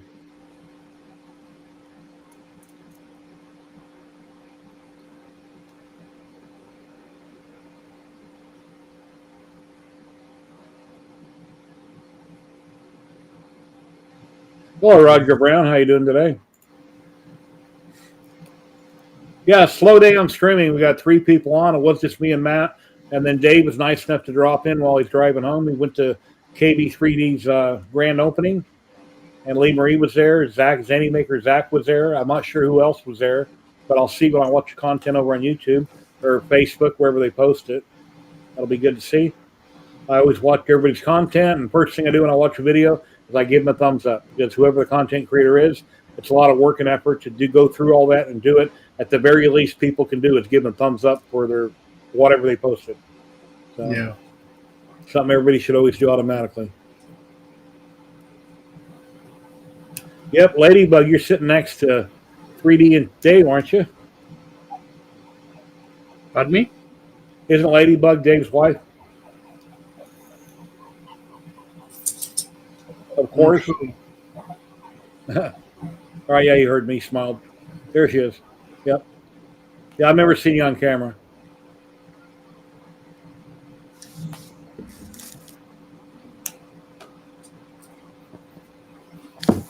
For Christmas, I'm going to buy myself a sous vide machine off Amazon on Black Friday if I got the money. Just need to find something. I know Dave's listening. Find something reasonable. It's a good deal that works through a phone. Good bang for your buck, and I'll pick one up for Black Friday or something. Yeah, I actually thought about to buy my son an A1 Mini. And then I'll tell my wife it's from her, since she doesn't work. If she gets anything, obviously I got to buy it. So I say, hey, honey, look what you bought me for Christmas. No, because I don't think you have enough room up there anyway. So You can put a printer anywhere, little printer. yeah, but you didn't see his room. Trust me. Sometimes you want to have a biohazard suit on you. That's how bad it is sometimes in there. But hey, he gotten better since he got a girlfriend. Yeah, I remember when I was 19 years old, and I think I was 19, 17, 18. Yeah, I was 19. I was still living at home. Had my girlfriend come over, walked in my bedroom. I closed the door. My mom said, nope, leave your door open. So I moved out. Got an apartment. So anyway, that's how that happened. Leave your door open. Yeah, 19 years old. Yeah, right.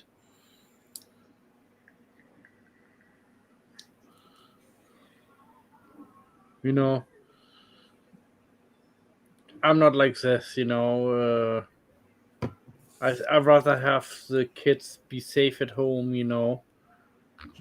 well, young adults, and not that they go somewhere in the forest or somewhere else, was a little bit more shady. I'd rather let them come home. So Yeah, I was a single dad most of my life, raised my son myself, so that was pretty easy going when it came to him having company over.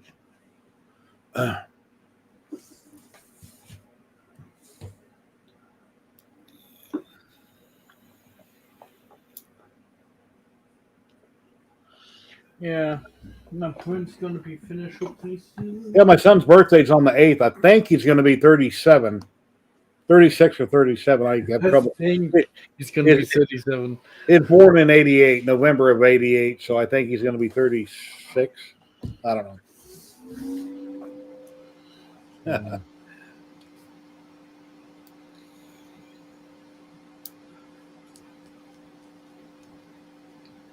Wow, it's very quiet today. Yeah. I don't know why. Yeah, I don't know where all of our guests are. We usually have on stream all of our makers. Yeah. Anybody, please, Sam, if you're watching, even if you're in America, just pop in for 5 minutes. Yeah, Sam hasn't been on here in a couple months. Yeah. He's been slammed doing content, I guess. Yeah, he's watching us. I know so. He can't keep his eye off me, you know. Hey, anybody that's got a Creality hookup, tell them who I am. I want to review the K2 Max, the K2 printer they just came out with. Because I haven't had a Creality hookup in many years. And the person with Creality that I did email a couple days ago was referred to me by, what's her name? What's the name? Lady's name that does all the live stream with Sam and everything? Zora? No? Zora? I think her name is Zora. She's the one, Zora, I think it is the one that referred me to the person I contacted regarding the K2. But, okay, I would love to review that printer. And I'm on TikTok now, so Jerry's everywhere. Here, there, and everywhere. It's almost like a, I don't know. I'm going to go on TikTok. Posting on TikTok is just like posting on Instagram, a YouTube short, or a Facebook short. It's all the same thing. It's just different platforms. When I do a TikTok on my phone, which I just started doing a couple months ago, I'll take that same video, I'll go to my gallery, and I'll go to Instagram. It will automatically show it. I'll repost it with a different title on Instagram. Instagram will share that to YouTube, which originally came from the TikTok video. Then I have to make a different one for YouTube. So TikTok, I can share on Instagram. They share it to Facebook. And then, there he is. He is there. The real Sam Prentice. Yeah, it is. Told you would come. Yeah, Matt mentions you, then you pop up talking in chat. What's going on, guys? Hope you're having a blast. Hello, Tripod. No F off. That was funny. Thanks, friend. Anyway, yeah, I would love to review the new K2 since I haven't reviewed any of their printers in many years. And, you know, I like everybody else, started out with Creality. I had 2 CR10s. Then I had a whole bunch of Enders and Ender Pluses. And I think I actually reviewed one printer for them a long time ago. I forget what it was. It was an Ender something they came out with a long time ago. But that guy no longer works for him. So, anyway.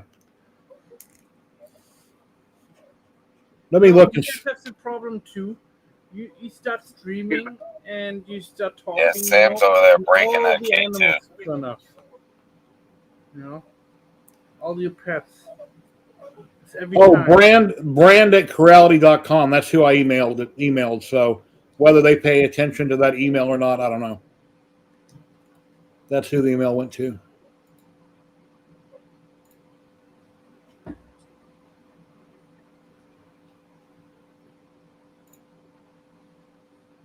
He's still in America, Sam? He's still running around Tripod having a good time, him and his wife?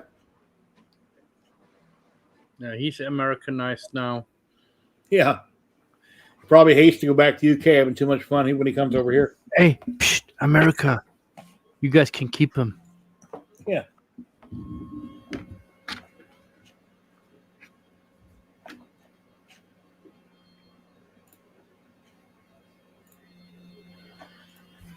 Let me share out the link in case anybody wants to pop in for a minute and say, hey, what's going on, guys? Yeah. Later.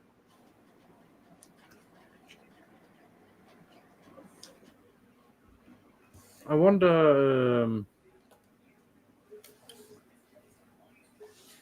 He's not been on for a while either. Scott? No, not talking about Scott. Know it all. Liam? Yeah.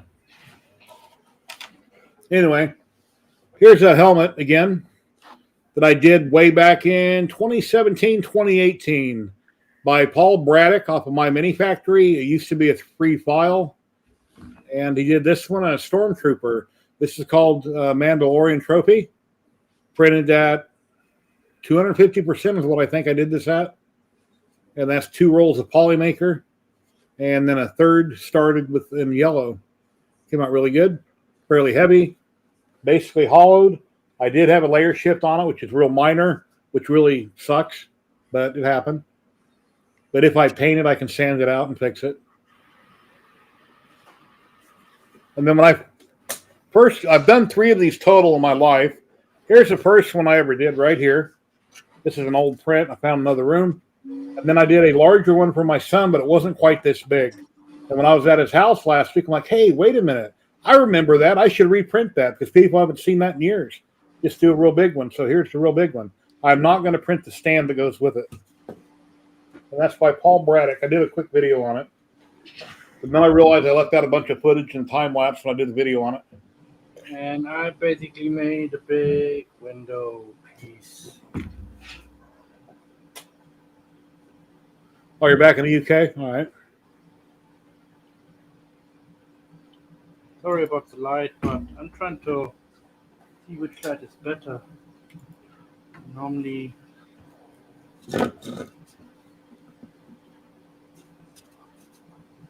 that's better. Well, I hope you're not having trouble with the K2 already. I hope they worked out their bugs. There you go, Matt. Thank you.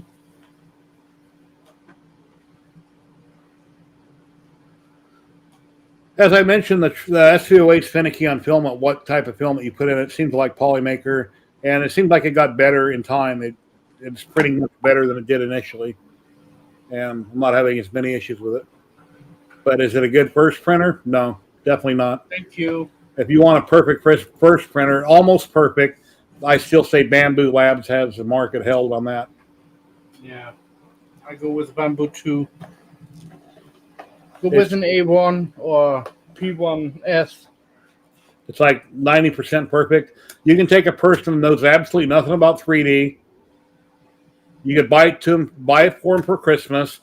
They could open up some software and very easily figure out how to print with it without you helping them. And a lot of printers aren't like that. And I'm getting my cues from Dave. See, as I talk, he's nodding his head up and down. Mm.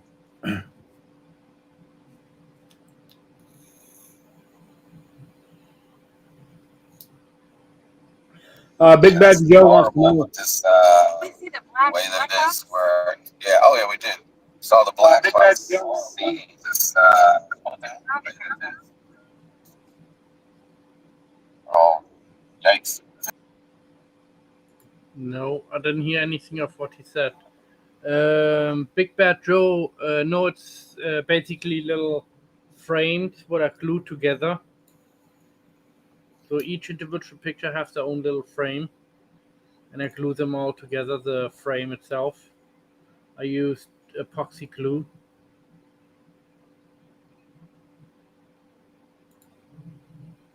So that's why I'm very careful with it. Here's tripod.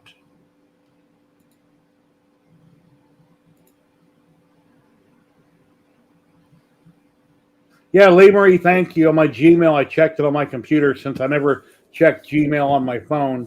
That's connected to my YouTube account. I got the code so my wife can go pick out some Polymaker. So I appreciate that. Thank you.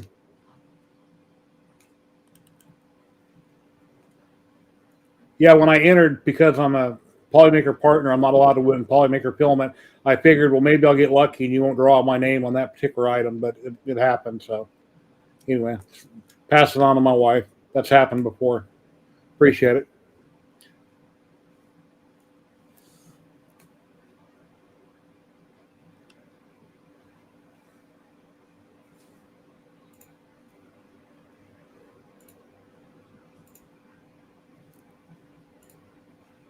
I'm hungry. What you guys have eaten? Well, I got some sliced French bread. I made a couple of sandwiches. I had some sliced turkey in the fridge. Put a half a piece of cheese on it with some mayo, and I had that right before we went streaming with some Ruffle chips. I'm drinking some cold coffee that got cold on me right now, and that's what I had. Yeah. I thought about myself to make myself a coffee or something or tea. We'll go with tea. I asked the eye doctor yesterday when she checked out my eyes if I need glasses or anything, and I don't. She said my eyes are fine. I asked her about when I get underneath the vehicle and I get dizzy, what's causing it? Because I've worked on cars my whole life. And she said it's your blood pressure. She said you're getting down on your hands and knees and you're getting under the vehicle fast. That's why you're getting dizzy when I lay on my back. She said try doing it slow and see if that happens. So I got to replace the fuel pump on my wife's Mercedes. And like I said, I'm a mechanic. I've done it my whole life, but it seems like the last 5 or 6 years when I get underneath the vehicle, the minute I lay on my back and look up, I get really dizzy and I have to get up underneath the vehicle. I start feeling nauseous. And she seems to think it's my blood pressure. So I'll just try it slower and see what happens. Or maybe lay on a pad or something. I don't know. But I don't take a vehicle to anybody to have fixed. I fix everything myself. I always have.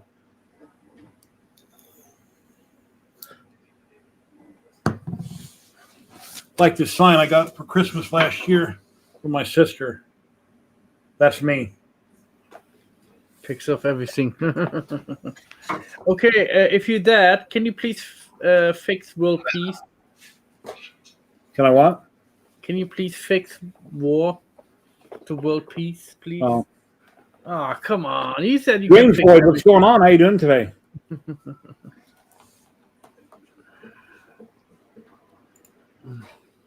Oh, nice.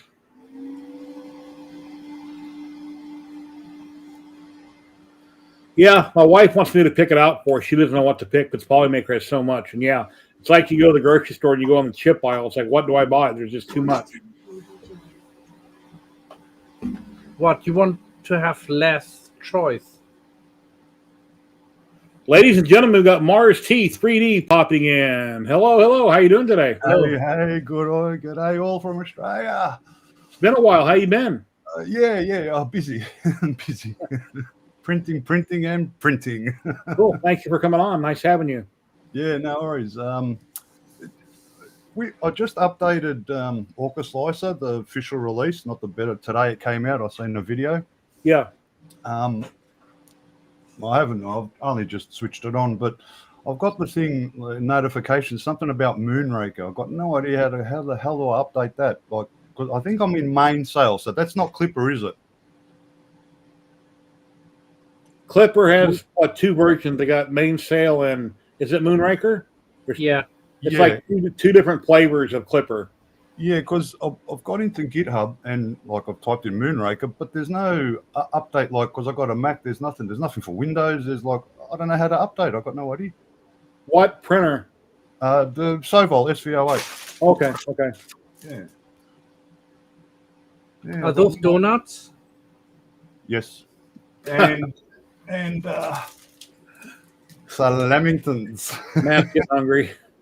Yeah, now the donuts, they're going to give them to me dog. You can see my eyes like straight on food. YouTube is blocking. Come on, pass around. Marcel, I don't know why I'd be doing that. When I type in periods and commas and things like that on YouTube, I get blocked a lot. When you type a message on YouTube, leave a space, don't put a period. That might be what's happening. I see you're on Twitch now. I don't know why that'd be happening. Yeah, main sale and fluid are Clipper front ends. Yeah. So what do you think about the SVO8? You had trouble printing with it initially like I did and eventually just started printing better? No, I've had no problems, no issues at all. Okay. Not yet. Actually, I've been printing a lot of TPU stuff for the EUC pads and stuff. I just printed off some fairing covers for the electric unicycle to cover the batteries, fairing kit. Nice. And like a TPU, it prints fantastic. I've got no problem there. A little bit of stringing, but nothing major. But yeah, I keep every time I open it says update Moonraker. I don't even know what Moonraker does, but must do something. I've got no Yeah, idea. on the SVO8, I didn't even know that you could update anything on it. I thought they had tweaked something with the clipper on it. You couldn't do anything with it. So yeah, other than that, it's working fine. I know mine's real finicky on some filament I put in. It doesn't want to print right. It clogs on it. The first layer. With PLA, I actually seen a video. There is some settings. I saved the video in my playlist. There's some settings to do because I printed out a pumpkin and the supports it just collapsed. I don't know what the hell happened, but it is some sort of setting something to do with PLA in the settings. There's some settings got to change. Okay. Yeah, Gergo's done a lot of videos on the SVO8. Yeah, I love Gergo. He's awesome. He's awesome. And other than that, Nadar tried to drop in a few weeks ago and he's having audio trouble, so he wasn't here very long. So I invited him to come on. Turn your lights on. But for the most part, it's printing okay. I don't know why I got that layer shift halfway through the helmet when it was into the black. But like I said, the nozzle had to hit something that was sticking up probably on a support, and it kicked it out of whack a little bit. That reminds me of the CR10 days, way back when we first got into printing, when your prints had layer shipped on you and you're growing prints. You'd have to cut your model and glue them back together, and they had a line all the way through them. But kind of thought I got away from layer shifting, but that's part of printing. Things happen. Nothing's perfect. Just imagine if that had been for a customer, and I wasted a couple of days printing 2 rolls of filament, and then I get that layer shift. It's bad enough that I couldn't have gave him the model unless I was going to paint it and print it. Then I could sand it out and paint it. That come up awesome. Spider Gwen. I didn't even know she existed. You did that in Qforge? Yeah, I did it on Bambu Lab, the P1S. It's nice. Yeah, it come up good. It lifted, this side lifted up on me, so I had to put some glue down, and I made another one way better than this, and gave it to a girl.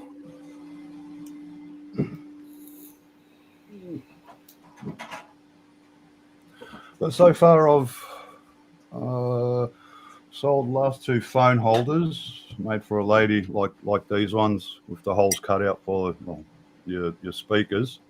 Oh, good. Cool. Last 2 I sold. I'm up to $420 so far. Another $80 of sales, and my Mark III S I bought for $500 secondhand used, paid for. Thank God for that. Oh, nice. They're getting there a little bit. I'm just selling little bit, $30, $40, $50, mate. Yeah, little bit by little bit. So I'm just waiting to get on a ride with the EUC community, and then I've got 9 sets of pads ready to go. And been busy mucking around, printing this, printing that. I printed some of these out. I reckon these are awesome for your desk. They're those hex cubes, and I just still got to print the things to join them together. Oh, nice. This one I ran out of material, so I just use another color. But yeah, you can, like on your desk, you stack them up, and they're pretty cool. It's awesome. Oh, that's neat. But the original size is that small. It's like you can probably put 5 pens in it. Like it's half the size of that width, like tiny, and same as the height. They don't come up very high, like probably something like that. That'd look cool. You get like 10 of them and mount them on the wall. That'd look really cool. Yeah. Hex like the multi-board. Yeah. That's why I did it. Yeah. Is that off of Printables or Maker World, those files? Maker World I got it from. Okay. So I got that colored filament from Trevor sitting behind me in the white boxes. I've been trying to figure out what to do for content, and I don't want to do another helmet in multicolored like I did the Stormtrooper. I'm trying to think of something I can make. I told him I'd start printing with it, and I haven't done it yet. Hello, stay creeping.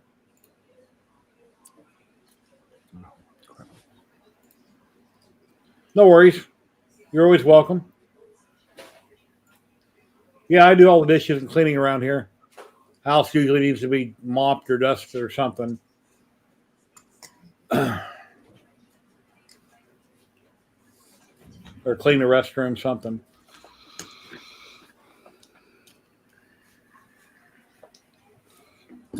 Yeah, I hated to get up early. I went to bed late and I couldn't sleep too well, and my alarm went off at 6. So I went back to sleep. I got back up at I think 7 or 7:30. I'm like, oh man, I need to be at my computer by 10. So I start setting up my stream at 10 o'clock, and then Matt or Kenny will drop in early and kind of chit chat before we go live. So these are the EUC pads I'm talking about. So you put your foot under there and your whole leg leans so you can lean forward. And these are the ones that go at the back, and you use them to brake with. Actually, the other side. Kind of like Michael Jackson, where he grabbed that plate in the floor and he leans way forward. But you're pretty much you lean forward, and that's how you take off on an EUC. So that's me EUC just there. Oh, okay. Yeah, so those pads, they go like on the side of it, and that's what you put your leg in between. So you lean forward. You can adjust these if you want to, like if you don't want to lean too much, or if you want to really lean, and like you can really lean like full tilt, like full tilt. So yeah. And that's what I mean. I made 9 sets because I know the guys are going to like them, and I can do them in twin colors too. They actually look good in dual color. Like you do all the, you do like say black, and then it just goes into the red. Is that silk filament or PLA? PLA transparent. Okay. Sorry, TPU 95A transparent. Okay. So I think if it's silk filament, it wouldn't be that strong. Yeah, Just no, silk TPU is all soft. So yeah, they're like pretty soft. Not too soft, but yeah, not too hard. And I've made a seat as well. The seat come up freaking awesome. Where is it? Here it is. It's for a Begode Falcon little small wheel. That turned out top quality, like proper, like awesome. Oh, awesome. Sam Prentice, if you're still watching, I seen on YouTube somebody made a short or something of your little muscular body with your head dancing around.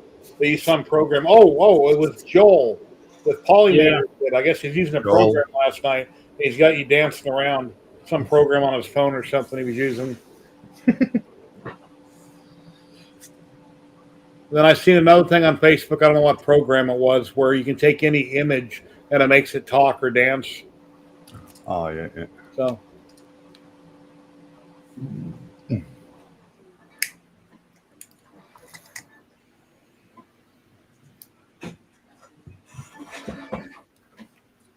Yeah, Dave and his wife were at KB3D. They had their grand opening in the U.S. here. Like a 3 or 4 hour drive for them to get home.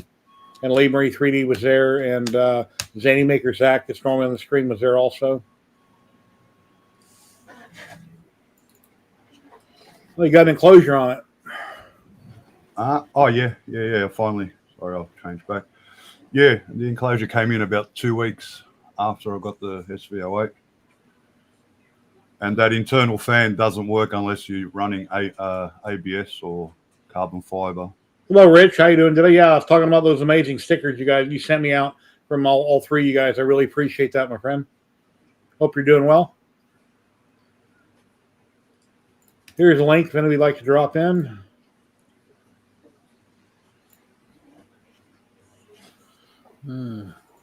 Nice.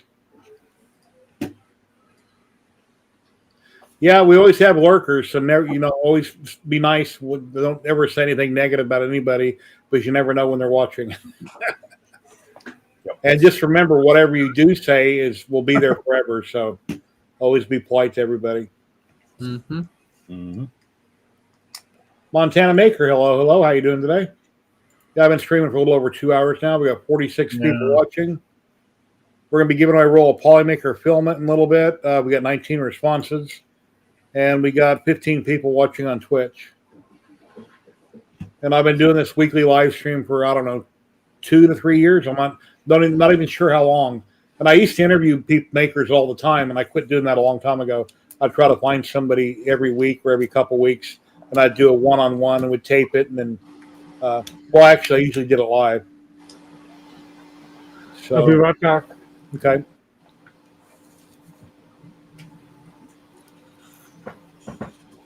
But then I had trouble finding people that. Let's see who's dropping in. Somebody here. Ladies and gentlemen, we got Rich, the LA hobby guy. What's going on, Rich? How you doing, Jerry? Here in No, Pete. that's not what I was. That's not what I heard you talking about. You said that the A1 Mini, talking about the A1 Mini, that Oh, okay. anybody can use it. Yeah, I unboxed it, set it up, threw a file at it, and next thing I know, I have an exhaust port from my laser. Yeah, those came out great, and like I say, it's almost a perfect printer. The company, everything they sell up to now is almost perfect. Yeah, yeah. I don't know if I really loved X1 Carbon as much as I love the Mini, just because there's so many little things that you got to do to it. You know what I mean?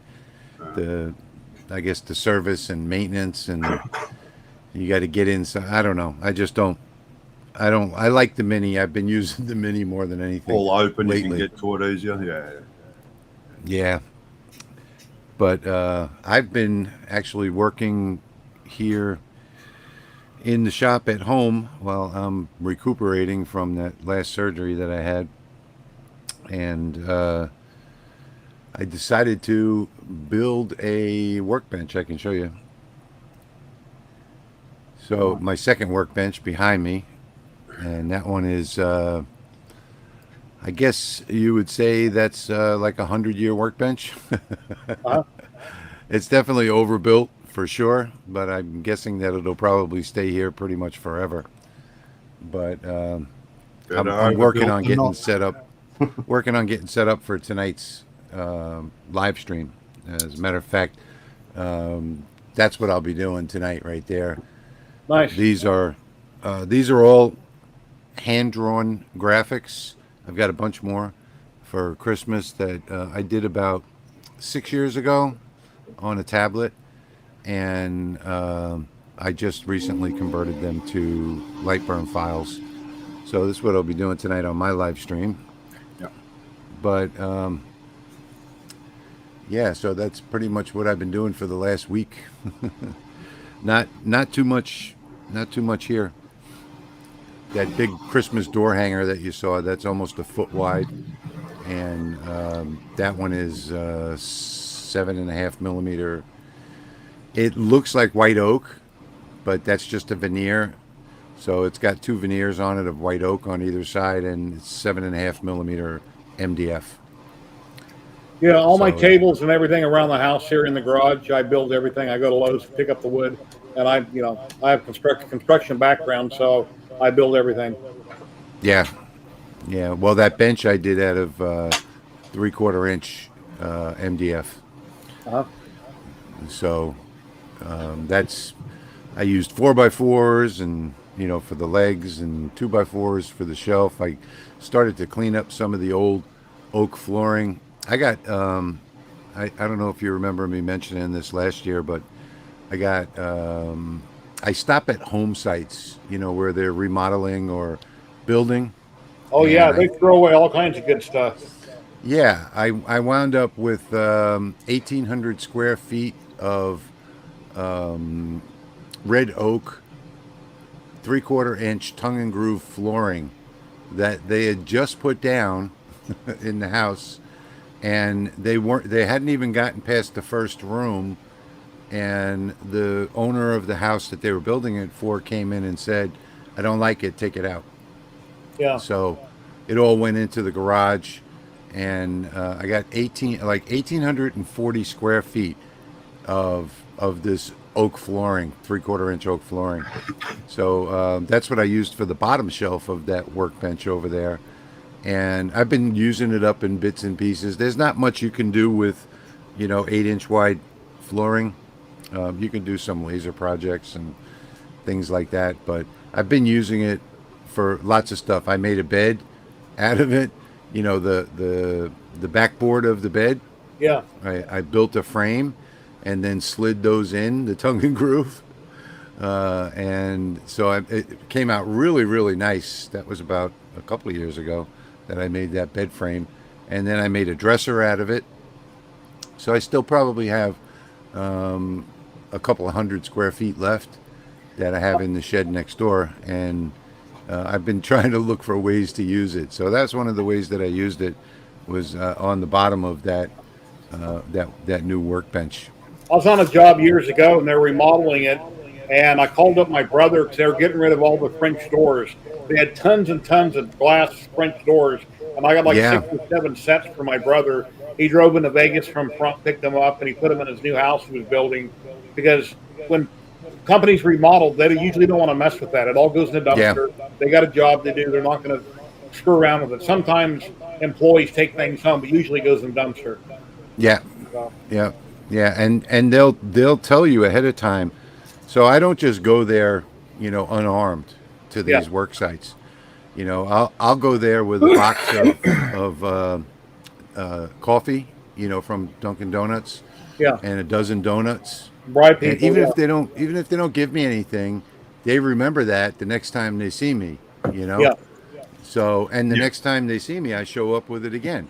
So I do that quite often. There's lots of construction going on up on the highway where I live here. This used to be out. This is the end of the world. Past here is all swamp to the Gulf, and it used to be just dense wetlands on the highway, and now they've been building up with anywhere from like $1 million to $5 million homes on the highway. That go all the way to the levee. So Wow. I've been getting a bunch of nice supplies from, especially like the cutoffs. So once I see that the framing is done and the sheathing is up, I'll go and talk to the crews, and I'll tell them, look, any cutoffs that you have, if you just leave it in the garage, you don't even have to bring it out to the dumpster. Sometimes the dumpster is 50 feet from the house. Any cutoffs that you have, I'll come and get them, and if I don't want them, I'll bring them to the dumpster. So I do that quite a bit. I haven't done it in the last month or so, because of the health issues and all. But Yeah, my I'll probably start back up. my CO2 gantry laser. I need to get some content on it. I haven't done anything on it in a couple months. I've been doing other projects, other hobbies, and now I got that CNC in the garage, and it's just driving me nuts. And I'm running out of ideas. I'm having trouble. But now that Christmas is coming around, I can make Christmas ornaments. So I'm trying to find something different, cool and unusual to do on that particular CO2 gantry. And I have trouble thinking up ideas. So, I'm watching other content. I'm trying to, I don't know. I'm just kind of Where'd the CO2 come from? Pascal. That Oh, RF okay. laser. Oh, okay. It's RF. Yeah. Yeah. My RF is still somewhere in Florida. So I'm waiting for them to finish I'm waiting for Eon to finish, I guess, their quality, whatever they do in Florida, the quality check, or they They get open them it in all and they up. tear them down and make sure everything's perfect, and before they Yeah. sell them, I believe. Yeah. Yeah, they go through all the wiring. They do Yeah. some testing on it, all that kind of stuff, and then they recrate it and ship it out. But my last email, I think it had just gotten to Florida. That's the on the Mark 4S, the rocket that comes on the USB stick. It's nice. It came out great. Like, especially here, like the overhangs, like, yeah, pretty. I'm very impressed with that. Very Really impressed. good. Yeah, the Mark 4S. It's impressive. Can't say it's not. What is this? Talk Studio? Yeah. It's 1080p, $18 a month because StreamYard doubled my price, so I dropped them. Oh, but it's still Stream. Oh, it's Stream Labs. I see. Yeah, it's through Streamlabs called Talk Studio. Years ago, it was called, I think it was Melon or something like that. They called it. Yeah. That's what this is. They changed the name of it. Okay. Takes a little getting used to, but it's for $18, 1080p. I can still have 10 people on, stream to 3 platforms. But StreamYard, I was paying $25 a month. They jacked it up to $50 a month, so I dropped it. And then I was on a $10 a month special. So $50 a month. yeah, and if you have the pro plan, you pay yearly. Whenever that expires, they're going to jack it way up on you whenever it expires, the plan that you're on. So Well, this is my dashboard, and yeah, see that notification. Moonraker got no idea how to update it. Thank you very much. Love these stickers. oh, my stickers. Yeah. Appreciate it. We have Yep, an no echo problem. coming from somewhere. Yeah, I've gone in GitHub. I think I've got yours is already stuck. Yeah, it is. I can't show you that one. So that wouldn't make any difference, would it, to the printer? What's that? This Moonraker, my notification here up the top right says update Moonraker to at least v0.8.0. Scott, help me out on this question. I don't know how to update it. I'm not that familiar with Clipper, and I don't know that you can update it on SV08. Yeah, I went to here, update the Moonraker Obico, but I clicked save and restart, but I don't know. I think I have to type something in, and I'm not good with all this typing in stuff. I've got no idea. I mean, yeah, I don't know how to update it. I don't know if it does anything or. Go on their Facebook group and ask on their Facebook group if somebody's not already talking about it. So this That's is what what I it would do. does. That's what's coming up when I up, and then so I assume it's updated, but the notification says it's not updated. Oh, I don't know. Goddamn Clipper. Do you turn off the notification? Yeah, somebody's got Twitch or YouTube running in the background. I hear myself talking. Or YouTube, mute it, yeah.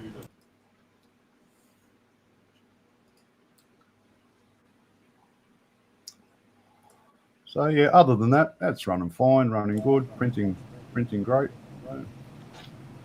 All right. Not, Hello, don't Zay. How you doing today? don't think I've got to worry about it.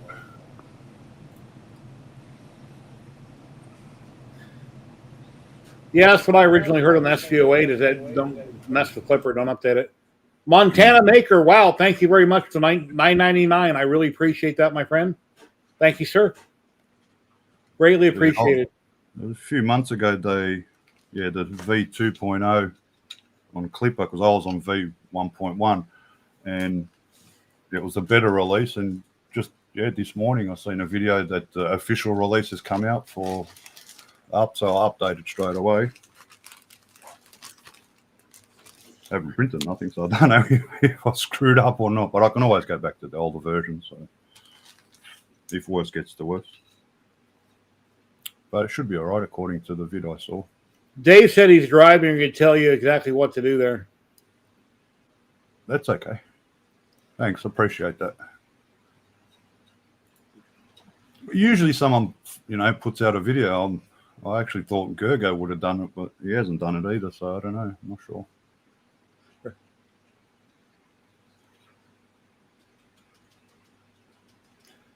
Hey, Rich, everybody here on the screen, did you get in on the Polymaker giveaway that I'm going to be drawing here in a minute?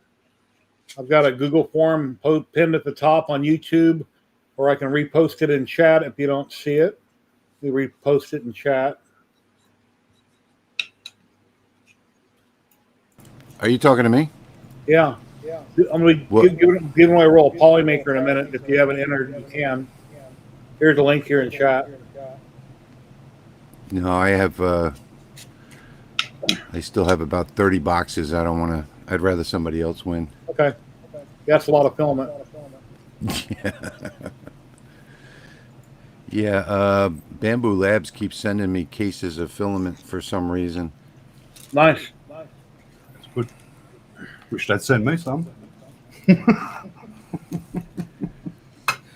I'm trying. I actually reached out to Cheaty Tech, asked them if they want me to do a review for them. Haven't had an answer yet. I haven't actually collaborated with Bambu since they sent me the X1 Carbon. I actually bought the Mini, and then but like every month I get a case of filament in the mail. That's awesome. I don't know why. I wish I have your luck. Bambu, if you're listening, watching, please send me some CMYK filament, please. We can do some pictures. I think it might be like an guys. error in their system or something. Hey, everybody in the chat, how about you guys go go over to 22. Bambu and ask them to send Jerry and me some filament and the printer. But if all Yeah, of I've you contacted them for years. I've never got a response from them. So whatever. Once the channel gets big enough, everything will come eventually. Yeah. Usually you need we will- 3,000 followers, and then companies will start. They'll Yeah. give you an affiliate or whatever. Under 3,000, you pretty much got no hope. Very hard, very hard. I didn't get any offers until I broke like 10,000. Yeah, Rich had a really So- big channel. He teaches everything Lightburn. Yeah. Yeah, but now I can't. I have to. I sit there and delete, like 20 messages a day from people that, here review our jewelry and our clothing and all Gets this a bit kind of much, weird eh? stuff. Yeah. Yeah, I've got a couple printer companies that have printers that look similar to the Lasermatic, and they want me to review it. And like, no, I'm not even interested. I'm sticking with what I like, and I don't need all these other companies. Yeah, I don't have enough time for the content I want to do, so I can't take on 20 different printers again and this, that, and other. I review what I can actually use. You can say that again. That's the way I feel. Yeah, but as far as for the jewelry and all that other flashlight stuff, I get all kinds of crazy stuff. Yeah. I'll tell you one thing I did not turn down though was Pat Technologies. I talked to them about an air purifier, and they sent me 2 of their micros and one of the big ones for the shop next door. So I've had a lot of air purifiers, exhaust fans, and I've never had one like this. This thing, it automatically adjusts itself to your laser, based on airflow, and it's sitting right here next to the bench, and I can cut acrylic or PVC and not smell not even the slightest hint. Oh yeah, And acrylic vents is indoors. Really, it smells toxic. It's so bad. Yeah. Yeah. I don't smell not even a hint of what's Is there going on filters? right next to Is me. there filters you have to replace, or can you just clean them? Yeah, there's 1, 2, 3 different filters. They're big, like 4-inch thick filters. I don't know how often you have to change them. I can tell you that this one's been running pretty much every day since I got it, and I don't see anything on the usage gauge on the LED screen. So it started at 98. It's still at 98. So I don't know how long it would take to to actually until you change the filters, but I'll find out soon enough, I guess. Yeah, everything that I own, I've either got donations or a company has sent me to review. I don't think I have Yeah. anything that I've actually went out and bought. Everything has been, I've either reviewed it from a company or I've got donations to purchase it. Yeah, I don't have anything here either. All of my lasers are supplied by companies. But when it comes to filament and supplies and stuff like that, I've burned up so many credit cards in the past. So, yeah, I'm buying resin, and occasionally I review resin. As a matter of fact, I just reviewed some colored resin, so I contacted the company. I'm still hearing the feedback. Yeah. Oh, wait a minute. Tell me if that feedback's coming from me, because I have a new speaker Yeah, it system is. in here. Yeah. Testing. Yeah, Yeah. you must have YouTube on or Twitch or something running. No, it's the speakers. It might be speakers, yeah, because no headphones. Well, I don't wear headphones. I never have. So I don't Yeah, know. you might be right because you're the main streamer, but when someone else jumps in, no headphones, it'll affect your settings sort of thing. Yeah. Okay. Anyway, let me share some pictures here real quick. That should have fixed it. A little Oh, bit. yeah, when you were muted, it fixed it. Yeah, No. it's still there. Okay, so I'm still on that other speaker. Hang on 1 second. Let's see. Let me pull this up.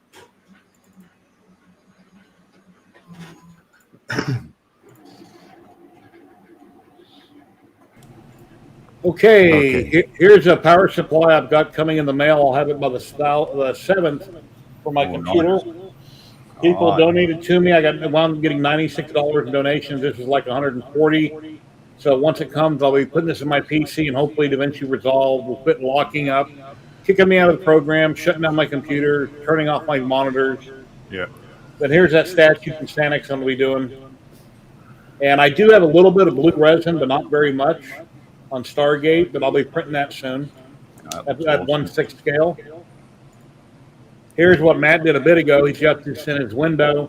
It's a lithophane of some koi fish. Koi fish, that looks Nice. awesome. And that's some Yeah, the film I one got is not finished yet. Trevor Navarre 3D, 3 different colors. Okay. That's what I'm debating on, what should I print with the different colors. There's a sticker that I got my buddy on screen, Rich. That's from Laser Maker's Realm, Patrick, LA Hobby Guy, Rich, and Jeremy with HCL Customs. And they're streaming tonight at 5 o'clock, 5 p.m. Pacific. No. Oh yeah, Pacific. I've gotta Right. get some, Okay. I've got to get some stickers Here's made a up. 4040 Pro Max I just got in the mail. I got it set up last night. There's one of my rooms that was storage, and I just got all my paints moved in there. Most of them I got to try to get disorganized and set up so I can start painting in this other room. There's my dust extractor for when I do anything with my CNC machines. Nice. There's my 4030 V2 prober from Jimitsu. There's a 4040 Pro. I just got the upgraded version that was in that box. The other version, which you'll see in a minute, there's a small 3018. Okay, here's the upgraded version of what I just showed you. The Y-axis is a lot beefier and the Z-axis is a lot beefier. That's the one I'm currently working on. Where is the Franken CNC? Oh, you'll see that. That one? Yeah, I haven't seen that one in a long time. That's No. a 3D. Oh, I don't have that no more. That used to be a empty CNC in the enclosure. I sold that a long time ago. Oh, okay. That's when I actually started getting real CNCs. But this is a printer I'm going to be selling. It's a Hypercube Evolution, 400 by 400 by 500. It's got Clipper installed on it. I'm going to ask locally probably $350 for it. It's all 30/30 extrusion. Max Plus 3 I'm going to be selling locally. My Peel Poly Forge large resin printer I'm going to probably sell locally for about $500. Used it 3 or 4 times. There's a ghost in that picture. Yeah, it's way too slow for me. Yeah, it's one thing about pictures. Be careful how you're dressed. Yeah. There's times I came out in the middle of the night to film something like, wait a minute, I got to put on a shirt and pants before I go film it. There's going to be a reflection. Wouldn't that be embarrassing? Thank God you did. And there's that helmet that I did on the Solo right there, the size of my head. That's awesome. All right. And here's a vacuum former that I'm putting together. I'm working on a buck for the Mandalorian helmet. Oh, I just got a vacuum former. Yeah, here's one that I had built out of a heater. I built the box a few years ago when I had my Ghostbuster car. Printed out the buck right here where the mouse is. I haven't tested it yet. Got a heater, built the frame for it. There's a PETG right there, but I haven't tested it yet. What is that? A vacuum former, you heat up the plastic, you put it over a mold, and you suck all the air out of the mold so it forms like it. It's like when you buy a kid's toy or something at the store. Like a vacuum seal. Oh, okay. Yeah. That's so I can make a shield for the Never seen helmet. That. Okay, yeah. That feedback should be gone now, Jerry. I switched from the Harman Kardon to the monitor speakers. Testing 1, 2, 3. I still hear it. You still hear it? Yeah. Yeah, the minute I talk, I hear myself what I'm saying. Yeah. Have you ever talked to somebody on the phone and then you hear yourself talk the minute you say it? Yeah. And it's like Okay, well, this is the mic that I've been using forever. I'm going to mute again and start talking and tell me if that's it. Testing 1, 2, 3. It's gone. I don't hear it now. No. Well, that's strange because I've been using this microphone for 3 years. I don't know. You're on here all the time, and I've never heard it before. Yeah. Let me see. You turned down. Did that turn the mic down? Testing. Yeah, I can hear myself. Yeah, it's still there. Yeah. I still see speakers. It'll be headphones. It's definitely not my speakers. I mean, I've been on the other speakers for 3 years. Is your microphone pointed toward your speaker? My microphone's right here. It's pointed towards me. It's Okay, a I see. condenser. Yeah, and it shifts directional, so it shouldn't. Yeah. It's only pointed toward me, and I can Yeah. hardly hear the sound coming from the monitor. Huh. It could be settings in StreamYard, whatever you're using. Check in there in your settings, your video and your audio. It might be in there. Something might have mucked up. Um, I don't see anything wrong. I don't know. Let's don't worry Auto about it. adjust mic volume. Okay, get off and see what happens. That's not in there. I don't know. Is that any better? Sam says, "Bring back Becca." Is that any better, Jerry? Testing 1, 2, 3. I can barely hear it. Yeah, I just. turned off the auto mic thing. Just. Anyway, I'm gonna go and see if I can figure this out before tonight's live stream. Have you printed my keyrings yet? What I sent you? No, I have not. In fact, that's at the other shop, so I haven't even been there in a month. Oh wow. But yeah, no, I haven't. It hasn't even been a thought. Sorry. No problem. Sorry, Matt. But yeah, that hasn't even been a thought. There's been so much. So it's a very nice lately. keyrings, and I think it would promote you quite well. I also can make a new keyring now with, if you wanted to, you give me the website, and I can put a QR code on the other side for you. Yeah, I've got just too much going on right now to actually even think about that. So you have like your name on this side, and then the QR code on the other side. Yeah. Upside down. I tried it, but it didn't work out too good. I don't know, some settings, and I've got to do the same. Put on the other side. You put the thing. You can then they can scan the code, whatever. But Yeah. yeah, I'm not sure why it didn't turn out the best. I don't know. I'll still play around with it. Well, when it comes to that stuff, I just use my my business cards. Yeah. Here you go. What I did for people. That's it. Oh, look how awesome yours came out. Don't scan it. No, I'm just Yeah, kidding. and that's it. That's the G code. Yeah, that's awesome. And then I've got the information on the other side. Oh, So yeah. this is from the fiber laser.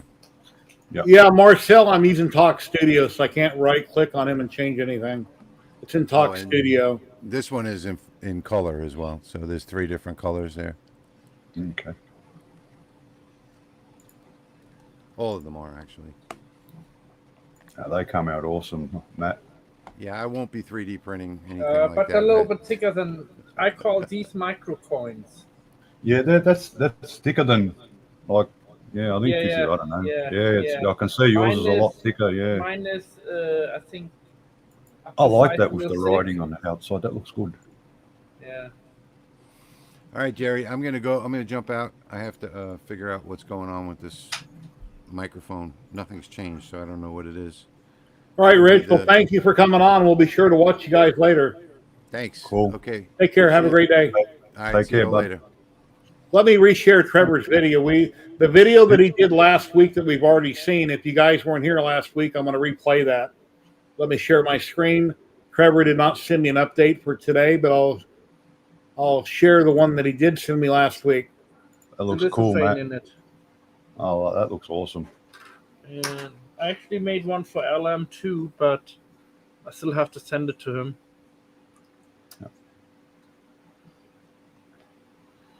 And this one is my coin.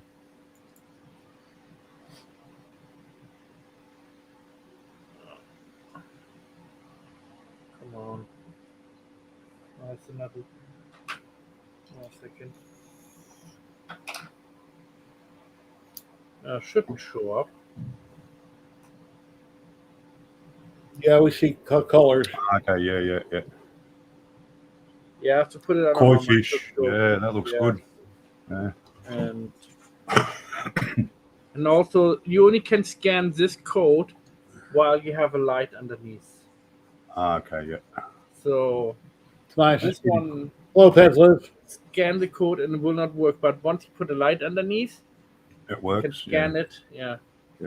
Yeah, I know the scan thing, it doesn't scan properly sometimes, especially if you don't print it correctly or something. I was watching a guy that come up with the coins. I was watching.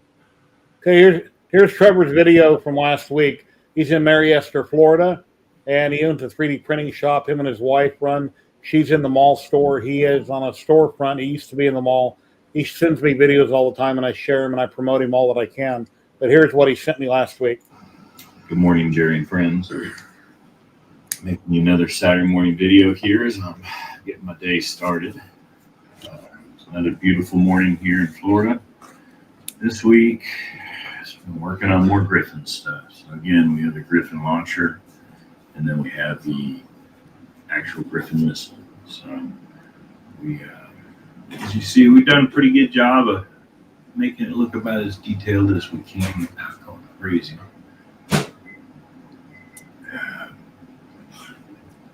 So just been printing. Let's see. What else? We got a nice letter. We did we've been doing field trips. And so we got a nice thank you letter from all the kids. That was pretty cool. Let's see what else. What we got printing today is just more of the same. Oh, I was going to show you on these. Since this has, as you can see, a curve to the bottom. What we've been doing is heating it up and actually just Type it. We printed it. Inserts pretty thin, so they'll bend right in there. Let's see. Hopefully you enjoyed the filament. I haven't had a chance to print anything with it much, except a dragon or two. Just, again, more tubes all week. We're doing some more stuff for the Tough Mudder guys. Let's see, repair side. Took in a bunch of repairs again this week. CR6 Max had a big old glob on the hot end. What else? We got an Ender 3. It had say it wasn't quite extruding what it should have. We'll get that all fixed up and working. Got another one waiting. That one's done. Pretty good week. Got the Modex doing a job. Oh, we got both Folsoms done. We got this Ender done. Snapped off his inserts. Those are pretty bad about that, along with a bunch of other stuff. This Modex, we're printing PET G, so it's doing the final top layer, and it looks just absolutely beautiful. That looks nice. We got into the print and we noticed something that, hey, yeah, look, the heat break cooling fan's not working. But it's been doing this print job, knock on wood, for almost 48 hours now. So, yay. Go NG from MicroSwiss. Other than that, that's about it, Jerry. We let's see, I don't think I have anything going in the back much. Oh, I got a big Oogie Boogie from Hex 3D for the wife. Oogie Boogie! I printed her some big stuff a couple years ago. I think we sold it, maybe. Lost it, I don't know. That's the mall store. Could have got stolen. Oogie Boogie. But getting that going. Just more fins for the rockets. I'm sorry, missiles.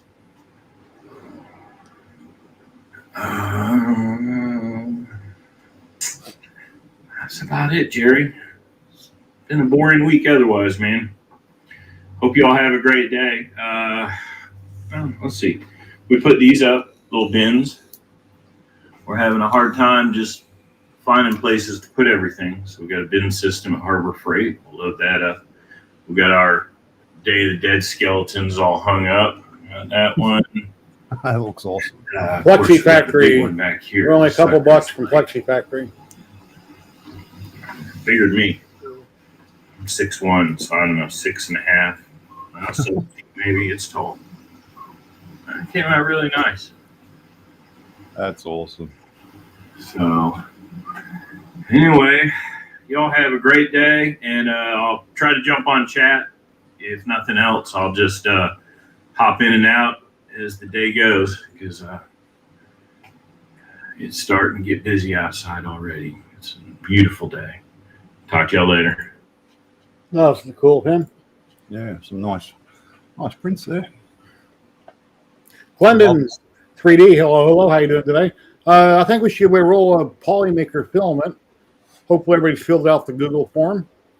It's pinned in, it pops up in chat and it's pinned on top of YouTube. Go over here to the dock and I can close it and pull up the wheel, copy everybody's names over.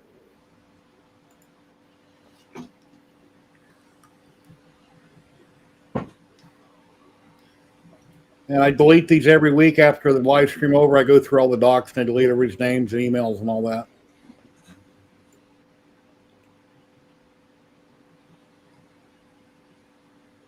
Oh.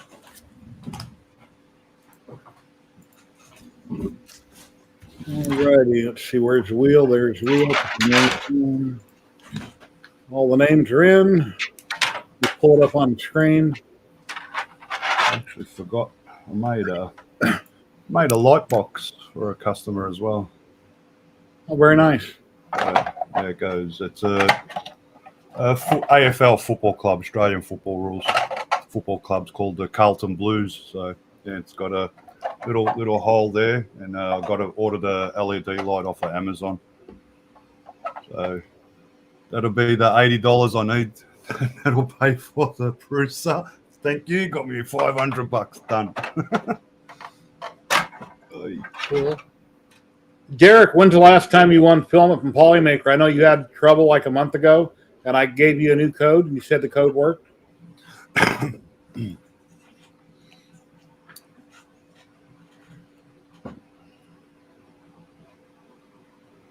Anyway, let me share the wheel here. Ladies and gentlemen, we got the real Sam Prentice coming on. Let's hold off on the giveaway. Hey, Sam, how you doing? Yeah, I'm good. How are you? Real How are good. you, Sam? Not bad. Not bad. We're holding off on the giveaway. That's why I came in, because I got this shirt on. Yeah, Derek, I got you the new code, and I gave you the new code and the link. Yeah. You said it worked. Oh, very cool. Thank you. What light? Hang on, I'll share the link. Let me go Yeah, ahead. Liz, we know what you really want, Liz. Don't worry about that. Let me get this out of the way here. We got the wheel up. Let me go ahead and shuffle. Everybody will see their name as I go through it and shuffle. Got 23 people entered. Polymaker makes some of the best filament on the planet, and they deliver almost everywhere. And this, when I draw one winner, you have to be present to win in chat. I will cross-reference your name. I will send you a code and a link that I get from Polymaker, and you can order your filament. The code is worth $35, so if you add money to it, you could probably do more than one roll, depending on what you're buying. But here we go in 5, 4, 3, 2, 1.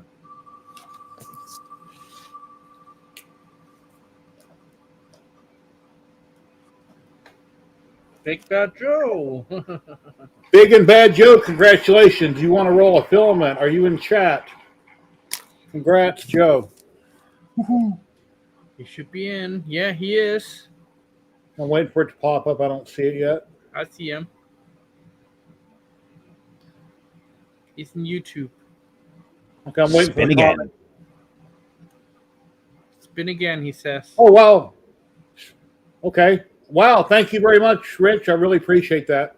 Thank you very much for $20.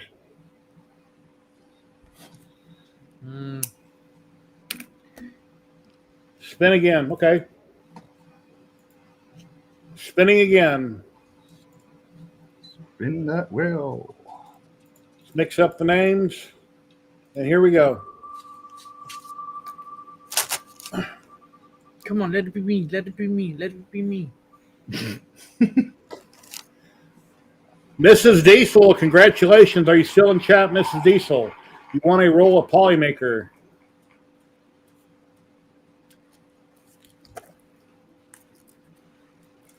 They should still be up. They're over in the UK. Yep. Yeah, what is it? 9:30 at night there. Yeah. There you go. There she is. Congratulations. You want a roll of Polymaker. Give your Yeah. information. I'll send you the code. Let's all be really happy for that. Very cool. Well done. Yeah, great filament. If you've never tried it, you really should. Polymaker makes some of the best filament on the planet. There are other Best companies on the that have planet. great filament, but it is some of the best on the planet. I don't Best on the know. planet. I don't know if it is the best, but it's some of the best. They got That's the what most we're colors. quoting. I'm going to write that in right now and put that on a next T-shirt. The best on the planet, according to Jerry at 3D HP. It's like Bambu Labs. It is almost a perfect printer. It is the best printer I've ever used. And out of all the printers they do sell that I don't own, out of everything I've read and seen, they are a 95 out of 100% perfect. I haven't seen nothing come out better yet. Andy Visley, if you can see the page, I'll put a link. Well, obviously I'm not a moderator, so the link's not going to work, but that's where the LED light is for that light box that I'm doing. Put it in private chat and I'll share it. Okay, yep. But isn't that only for Australia? Well, they can still look it up. Amazon. Amazon. All I probably actually can't get it, but for you guys, because the link I got it from, it's from America, so it will work for you guys over there, and I'm pretty sure in England as well. For me, I might have a bit of trouble getting that actual LED light. Well, but Mr. Premise, from where I got it from Maker World, that's part of it. So I'm assuming, I should be able to get it as well. Polymaker coffee? Did I read that right, Sam? Yeah. Yeah, it's Polymaker coffee. It turns you into to a beefcake like this, apparently. Muscles. There you go. I'll put them down here. Yeah, I saw Joe yesterday making it. The cartoon. Have you seen it? Yeah, it's creepy, isn't it? He's been. This is a weird thing about those guys. You know, I get a phone call in the middle of the night with. It's weird. Like, I don't know who the call is from, and there's just this breathing. It's really deep, captivating breathing, and I'm like, "Hello." I was like, "Joel, is it you?" And then they hang up immediately as soon as I start guessing names. So I don't know what's going on. That's trippy. It's tough being me, dude. Yeah. I think you have to change the phone number. Share in private chat. It wasn't me. I don't have Sam's number. If I need to get a hold, I'll just message him on Messenger. He always answers. Hey, sometimes, you find Sam's number everywhere. I can't post in the private chat. You get my drift. Okay, thank you. Sometimes written on the walls. I don't see it. I don't see it. Good time, call Sam Prentice. I can't. It says here, sending messages is only supported for hosts. So I can't even type in there. I don't know how to type in private Matt, you should be able to post in private chat. Yeah, I've had other people post in private chat. On top of the private chat, yeah. Just click on the private button. The stream you can't post in with this program, like StreamYard. Yeah, click private. Okay. Yeah, got it. I had it on. I was on stream. Yeah, got it. Right. No, yeah, StreamYard, the guests could post in chat, but with this new program, Talk Studio, no one can. Look, there it is. All right, links there. Yeah, cool. I might need you to give me some information on this. Sorry, Matt. Yeah, sorry. I might need you to give me some more information on this, because I logged out of StreamYard or whatever it was called. When they doubled the price, which I think most people did, and I'll be interested in this solution. Seems okay. I'm paying I think $18 a month. I pay monthly, and I got 1080p. Seems to be okay. The guests can't type in chat; they have to have the actual YouTube or Twitch or whatever open. But seems to work all right. Ooh. And it's got a video button where it's got pre-taped videos for 5-minute timers or 1-minute timers. I can just click it, go live, schedule stuff. Yeah, I seem to like it. It's worth the price. Cool. Okay. Can I offer my thoughts of comparing the Bambu Lab X1 Carbon and Creality Max? Sure. One does multicolor, the other one's bigger.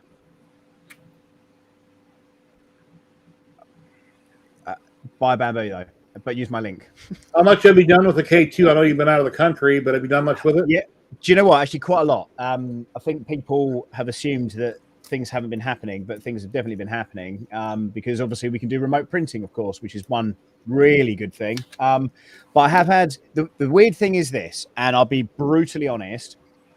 I had the machine for 2 weeks. I put about 10 days worth of printing on it, Printed pretty much anything and everything I could, multicolor, carbon fibers, PPS carbon fibers, all that kind of stuff, and finished the review. I'm happy with the review. Then they changed the date. So Creality basically came back and said, right, okay, great, everybody, but can we pause it? Now, that's obviously put, the cat amongst the pigeons, because a lot of creators out there are going to rely on making content for a specific time and releasing it because that's how they get their money and how they get their revenue. Now, I don't rely on that, but it's something that's there, so I can sympathize with everybody else that's in that boat. But when they said you can't put the video out for another 2 weeks, that puts us into another month, which is problematic again for people because they obviously want to be making commission on sales and stuff. And they obviously want to be getting their voice out there. Some people have just gone ahead. So I know Nathan, who, is a bit of a law unto himself, and I respect him for that. But he's put content out and stuff on it already. And there's a lot of cool things on the K2, but I have started having some kind of bizarre, weird issues. And I think I've been back and forth. The good news about it this time is that I've got a guy who's called Daniel. He works on the development team for the K2. I was like, I'm having these problems, having quality issues. And he was like, we're working on it. We're trying to work out what's going on, because what happens on these belts, on the Bambu Lab, you get behind it and you move the head around and then you tweak the belts and stuff, in order to get the calibration right, when you do the input shaping. Well, you don't do that on this. This is automatic. So there's servo motors inside and they basically adjust it when you do input shaping. It does it automatically. But the quality on some of the prints has just been not great. Not as good as I would be expecting, and it's progressively got worse. So first couple of prints, great. Then we kind of started to get some weird issues, which were to do with the fans. They changed the firmware on that, so that fixed that issue. Then we carried on printing, finished off my review, and then I'm about a week or two later now, and now I'm having to have issues. So I've finished the video. The video's been edited and done and published, waiting to turn it on, and now I'm gonna have to do a follow-up video to go, hey, by the way, all the things I basically said that were good about this are potentially not. But here's the thing. I have been running like an alarming amount of PPS carbon fiber 10 through this machine. So, and you have to have a particular setup to make that work. Now, I think, and what I'm just testing right now is, I think this is my nozzle, okay? This thing has had quite a hard life. And I think probably it might be something to do with the nozzle. And if you look how cack that looks, Looks that way, yeah. So I've just changed that out. I'm just about to start printing now, and then I guess we'll sort of see what happens. But the engineers are certainly working on stuff. So it's problematic. It's been a lumpy launch. And, I think in some respects, I think they were, to set up a whole new facility to make these machines, which they did, which we've seen, which I visited. I think it's been a bit of a marketing disaster. I think they've put it out and lied to people and said that it's going to be out on a specific date. In addition to this, of course, I've also ordered one. So I'm waiting for one to turn up. And of course, I'm going to want that to work because I want to use it as part of my print farm here. So I'm delayed on the stuff that I wanted to do. So everyone else is delayed on the stuff they wanted to do. It was supposed to be here months ago. It's still not here. And, people are starting to kind of lose their cool when you've invested a reasonable amount of money. I mean, I paid £750 for mine, but the machine retails at $1,500. They had a big discount. I got a 40% off. Yeah, loads of problems. Like I've the thing is, I haven't had loads of problems. I had loads of problems to start with, and now I've got one continual problem which we can't solve yet. But I think, and I'm pretty confident, it's going to be down to the nozzle. So. Yeah, we'll have to wait and see. Good luck, I wish you. Yeah. Would I recommend buying one or would I hold off? It's difficult to say. I'm in my video, the first 2 weeks were great. And I'm kind of learning now that perhaps this still might be a DVT model. So I think the influencer's got sent a design validation test model still. And then we haven't yet had the production model. So to be honest with you, to be completely frank, probably not until you've seen when my other one arrives and I pull it apart and see if it's the same stuff and see if they've actually changed anything. That's probably going to be the time to wonder why it's good or bad. But these machines, if they're design validation test models, they should be tested and ready for release to the ridicule of an influencer or someone that's doing content creation. Creality messaged me this week and said, "Hey Sam, your shorts have been a little bit negative towards Creality," and I was like, "Yeah, you know, you're not buying me to, you know, for me to give good stuff when it's bad. You know, After the K1, they should have worked out all the bugs, and this thing should be perfect out of the box. Well, this relationship, if you remember back far enough, though, the relationship developed over the K1. They sent me a K1.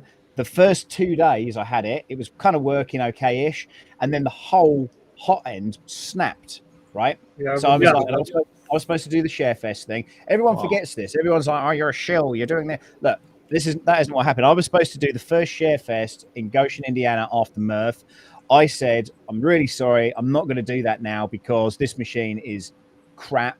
And unless you can send me a working machine within the next 2 weeks, so I can actually do a proper analysis on it, then I can't back the product."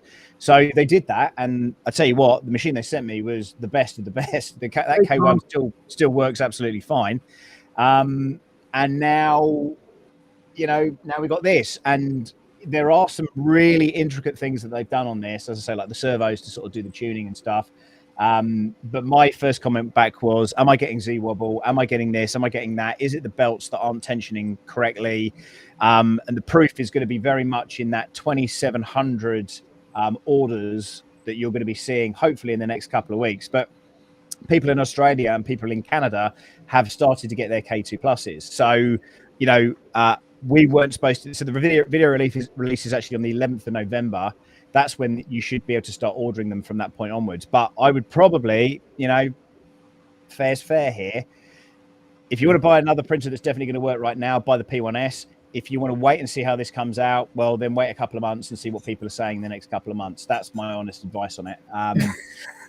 But, you know, this is the weird thing is that it's the worst thing. The way I could describe it, I guess, is that this is the printer that people wanted, but just not the brand. You know, if it had a different name on it, if Bambu had done this, you know, they would be singing right now. I agree. Yeah.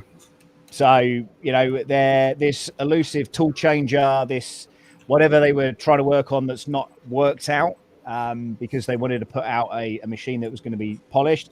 And let's be fair, the rumor is it was a tool changer. The rumor has been that they couldn't get it quite right. And if you look at what problems the Prusa guys had with their Excel, I can probably understand why. So it's a tricky one. It's a really tricky one. But Mrs. Diesel, if you're in chat, check your email, see if you got what I just sent you, the code from Polymaker and the link. Well, that's a bummer. I hate when new products come out. I wish that they just worked like the Bambu. They just work. It's the same story. I mean, I don't know why we're surprised. You know, why would we be surprised? Yeah. What I will say is every Bambu product that I've had has worked straight out of the box. I will say there's a comment about FlashForge here as well. FlashForge, actually, the best budget machine to buy right now is a FlashForge, even though they're botting people's accounts right now and trying to up people's views and stuff. There's a whole load of stuff that's going on there, which is a bit awkward. But yeah, as I say, just give it a little bit of time. Sam, you going to be at Smurf? I will be at Smurf. Yes. Good. We'll see you again. There's messages about open source as well. The dogs are barking at. Which is kind of cool. So I'm going to be at open source. That's back to San Francisco again. So yeah, Smurf, then Rocky Mountain, then whatever else kind of comes of that. I don't think I don't even know I should say this. I don't think I'm going to be re-signing my Creality deal for another year. Things just haven't worked the way I thought they might have done, which is a surprise. So I think they're going to back out of that. And, you know, I've already let them know that, so we shall see. But again, you know, I'm not here to make content that's false or fake or, you know, we have pollute to in any way, shape, or form. You know what I mean? Yeah, absolutely. Yeah. So again, they want me. They like what I like doing is I like doing the public speaking. I like doing the event hosting and stuff like that. No one else is doing that. No other company out there is putting on public events where you can go, show your models up, share stuff, like they're doing. So that's fairly unique. I've liked doing that, but they didn't give me the number of events that they promised they'd do this year. So and then they backed out of certain things. There's things that's happened that are in my contract, and effectively now, to put it politely, and I want to be professional about it, they're in breach of contract. So hey Sam, I got a challenge for you on your Elegoo. Print this really big on the Elegoo. That's awesome. I got this back in like 2018. Paul Braddock on my mini factory. It's a free file. Mandalorian trophy. I printed it small. I printed one life size. You can see how much filament it took. 2 rolls and then the yellow antenna. And I had a minor layer shift on the SV08 right around the eyes. So if I was selling this to somebody as it looks, I wouldn't be able to because the layer shift is slight, but I have to sand it out. Right on both eye sockets, you can see it. I need to sand it out and fix it. But yeah, it's a beautiful helmet. It's hollow, but it's heavy. Yeah. But that looked really cool. You wouldn't be able to pick it up if you made this really big on your printer. That Elegoo, what's it called? The Orange Storm Giga. Yeah, Orange Storm Giga. Yeah. Yeah. So the Orange Storm Giga is kind of, it's a bit hit and miss. They've already replaced the hot end on mine. But it's one of those machines. It's a bit like an old Creality. You kind of have to sit there and watch it and cross your fingers and pray. That's the upshot on that machine right now. But again, people are so kind of false thinking about just pushing a button and it working. The Prusa mentality, or even now the Bambu Lab mentality. Going back those steps to say, well, how do I level 4 beds that are running in synchro? How do I do these things? And it's to get it working correctly, it's a challenge. So. And meanwhile, I've got people making these. It's yeah. There was a dog out front, people walking their dog, and that's why they were freaking out. Here, have another cracker. There you go. Oop, you lost Matt. That happens. I don't know why he kicks himself out all the time, or something happens. It's probably his wife. There he is. In back. I don't know. So that print on the side there, that big dude, who is that you printed with a dread? His name is Lobo. He's a Wexter print. So this is, in fact, I'll show you a couple of prints. So this is Jar Jar Binks. It's actually Sith Lord Jar Jar Binks. This was done on the Creality K2 when it was good. And I think we can all probably agree that's not bad, right? Yeah, that's good. Yeah. So, that's a 24-hour print. Lobo, though, is... Let's just move some things over here. This was done... Oh, my God. This was done on the Prusa XL, and it's cut into 4, as you can see across here. But he's quite the beast. Cool. To say the least. So are you gonna paint it? Are you gonna paint it or have it painted one of these days? Yeah, I'm gonna do some stuff with that. I've got this guy, and then I've got again these are Wexter prints. Give me a second, hang on. I started working on this big one again, printed on the Prusa XL, another Wexter file. There's a Twitch streamer, a TikTok streamer called Prusa Guy. Now he works for Prusa. He's in their sort of R&D department making stuff. And we got talking. I was like, I'm going to print some of those big files. So that's what I've done, but I haven't quite had the time. And now we're about to go out of season for printing and painting, or for painting anyway. So I'm not too sure how we're going to get it painted yet. But I started it, but then I end up having to go to America 3 times in a month. So you should prime everything that you paint so the paint will bond properly. But you know that. Yeah, well, this is primed. So this has been primed. Okay. So and then the process that I use is I'll then paint it all in graffiti paint, and then I'll go back over it then with an airbrush and just get everything kind of ready to rumble. So these things have to be ready for, and then the end result is basically looking something a little bit like this. Very cool. So awesome. That's the idea anyway. So yeah. Looks like STL flex on that squid.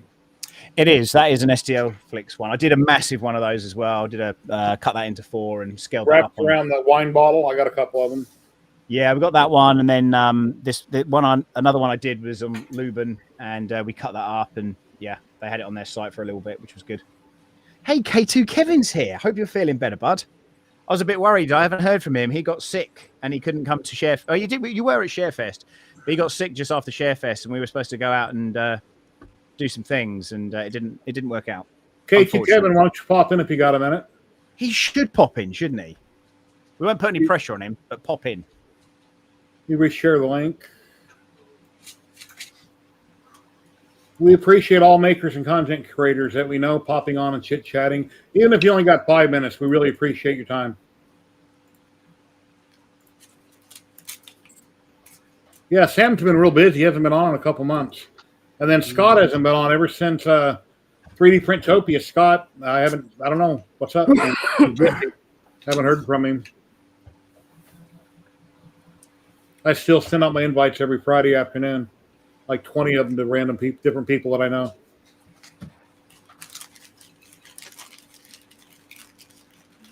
But I've been doing this for a couple of years now, so people know that I'm always on Saturdays.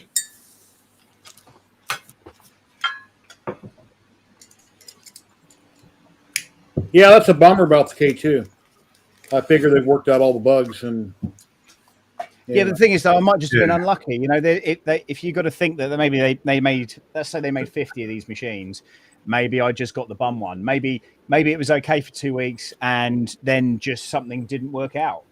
You know, again, you can. I've been, as I say, I've been putting like PPS carbon fiber 10 through this, and then people are saying, hey, you know, you can run carbon fiber through the CFS, and I was like, no, you don't want to do that. And they were like, no, you can. So I was like, got onto Creality, and I was like, apparently you can put carbon fiber through the CFS system. And they're like, yeah, and glow filament. And I'm like, that just sounds like a recipe for disaster. And they said, oh no, it's stronger than you might think. And I'm thinking, nah, I can't see an application where I'd want to run carbon fiber. And really, I think they're talking about PLA carbon fiber, something that's not got a huge amount of abrasiveness to it. Yeah, if you're only wanting to run one color, never use your AMS or the one on Creality. If it's one color, don't put that mechanism through that wear and tear.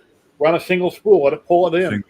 Yeah, absolutely. But you know, that's what people are asking. They're like, "Can it be done?" And I'm like, so my message to Creality was, "Is it cool if I just destroy one of these CFS systems?" And they were like, "Well, we don't really want you to do that." I was like, "Okay, well, who's going to try it then? Because someone's going to try it, and then they're going to be peed off that they've basically ruined their CFS system." But you know, we know not to do it in I mean, there's another thing on here. We've got like a really weird mark on the back of the heated chamber element. So let me just show you this. I'll show you a picture on here on my phone real quick. I've had a couple of reports, people coming back and saying, hey Sam, have you seen this? What do you think it is? And I'm like, yeah, especially when we've got that QD Tech situation at the moment, you know, with the MOSFET or whatever it is. Yeah, and apparently it's safe and it's fine. Everything's going to be okay and no one's going to die. But that's the discoloration that I'm getting on the back of the chamber. Okay. See that kind of browny color? Okay. So, but it wasn't just me. So I was like, oh, okay. So another guy whose name is Ian then sent me this picture. And again, he's got this discoloration there. So Creality have now come back and said that there's nothing to be worried about. It was a process when they are cindering. Apparently, it's a process they do on plastic that deals with heat. There was an issue with the cindering process, which has led to this mark, which apparently won't be happening with, I don't know what SSR means. Solid state relay. Yeah, that's the issue that the other guys have got, but apparently this doesn't have the same type. Yeah. And to be quite honest with you, and I'll be completely honest with you, I'll leave that to the guys that know best, because me fiddling around with a load of electronics in the back of a printer is probably not the best thing. You know, I'm happy to give a review and tell you what I think about it and all that kind of stuff. But when it comes down to, you know, solid state relays or fuses or whatever needs to be done in breakers and stuff, that's not my bag. So I don't think it's warped. I mean, it looks okay, but I was like, I don't really fancy a fire. And they were like, well, no, this is what it's got in there. And I can only take it from what they say. And, you know, I think we all know now, never trust the Chinese.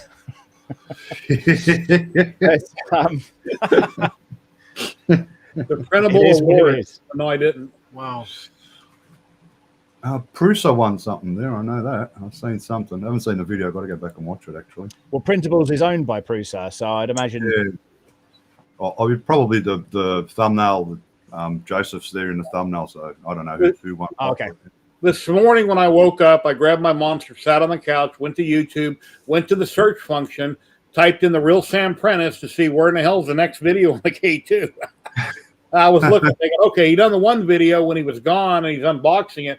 I wanted to see more content. And then I think I seen a short somewhere going down the road of what you were talking about, but I don't think I watched all of it. So, yeah, it's a bummer. Yeah, there was a few issues, but I mean, overall, I don't know where we're at the minute. I don't know what it's doing, but overall, it's been okay. But, you know, are you going to be running the carbon fiber that I've been putting through this machine? And I'll show you the prints from the carbon fiber. And I'll be fair to you, you know, you've had Scott on here, so you know what this stuff is all about anyway. You know the noise. If this, it sounds like metal, right? You know the deal. Scott would have told you all that stuff, but this, hang on, let's get some focus. Wow. That looks really sharp. Nice. It really is. Like, if that's all I was printing. If that's all I was printing, like I'd be super happy with that. That's something you'd pay money for. If you order that from a website, you'd pay for that. It looks great. Yeah, absolutely. Yeah. So I was dead impressed with that, and I was dead impressed that it printed it. And I haven't. The weird thing is Polymaker sent me a load of fiber on. Right, there's some here, and there's some there. Okay, and I said to Joel, I was like, sort of an issue. I don't think I own a printer that can print this stuff, and. They were like, well, what have you got? And I said, well, I've got a couple of XLs. I've got this, I've got that. And they were like, yeah, well, you might be able to get away with it on some of those printers. But yeah, alas, the K2 was the reason that it did 350 was the reason that I really wanted to try and, try these filaments and stuff. So even this without CFS, I definitely think that's still worth the money if you're just printing things like carbon fiber. That's... What kind of temperatures does it need to print that? Because I have my Cheedy iFast behind me, the $2,500 printer. I've got hot ends, high temp hot ends I've never used on it, and it may or may not print it depending on what it needs. So 315 is what I've been using. You don't need a heated chamber, but I am using a heated chamber at 60 degrees and it needs 90 on the bed. Okay. I'll double check that. Yeah. But I think this is going to be, we've been talking about speed. We've been talking about, kinematics and infrastructure around 3D printing and stuff. And I think heat is going to be the next thing. How hot can you get the print in order to print? But the big problem is, of course, see how long this nozzle is, right? It's a huge, huge long nozzle. Once you've got the filament in the bottom here and you've heated this up to 310 degrees, okay, when it retracts, it's not going to get rid of all of it. So when you then feed PLA back into this, okay, and you're heating this at 200 degrees, you get a block. You automatically will get a block because this isn't heating up to a clearable temperature. So I had struggles with that, but again, you probably shouldn't be using the same nozzle to do moldable filaments. And that's a really old fashioned way of talking about something, because back in the day, even 5 to 8 years ago, before all this bamboo stuff and high temperatures and blah, blah, blah, and we're all just printing PLA and ABS or whatever, you didn't need to do those things. Now we're getting into the realms of 300 plus degrees. That, if you're switching from one filament to an easy filament, that's when you're going to start seeing issues. And I believe the issue that I've got on this right now is because I ran ridiculous filament into it, and now I'm trying to print back on baby PLA. That makes sense to me. Yeah. Yeah, I think once or twice in the Sobel and on my X1 Carbon, I've had a little tiny bit of film that gets stuck in the nozzle, and I can't push it through, so I got to let it dangle, hang on to the pair of pliers, and I got a little. It looks like a screwdriver, but it's really tiny, and then I can push it all the way out of it. But I've got to get it really hot to do that. Yeah, Fibron PPS carbon fibers destroys nozzles in no time at all. Yeah, so this is the thing though. This is supposed to be a hard nozzle. This is supposed to be, Creality are telling everybody that this will work with carbon fibers, and maybe it will. And actually, we know it does. We know it works with carbon fiber because they've been printing out these awesome Def Racer parts. So it certainly does it. But I distinctly remember having a Lozbot many years ago with a Slice Engineering hot end and nozzle and everything on it, and I ran carbon fiber through that. Then I changed it, and I must have spent maybe 2 weeks trying to work out why I was getting constant print failures. It's because the copper hot end was destroyed, and it was about 1 millimeter thick by the time I'd fed all that carbon fiber through it. So, yeah. The filament that sounds like metal is PPS CF by Polymaker. Fibron PPS CF 10 is what it's called. It's cool though. It's really good. It's great stuff. And I don't know. See, my son keeps coming in here and nicking stuff, but I have this bell which is made out of it, and you can ring the bell because it sounds like metal, and it's just very cool. Very, very cool. Ring my bell. There used to be a song back in the day. It did. Yep. Or something. What was her name? Oh, jeez. Oh, jeez, I forget the girl's name. I was in a disco before rock and roll, and Ring My Bell. I can't remember the group. Somebody in chat will know what they always do. Non-fam will know it if he's here. What's her name? On the tip of me tongue. Oh God, I used to listen to that too in the nightclubs. Forgotten. Can't remember her name. Somebody Google it. Who played Ring My Bell disco years ago? Yeah, I'm Googling it now. And now I got the song stuck in my head, some of the lyrics.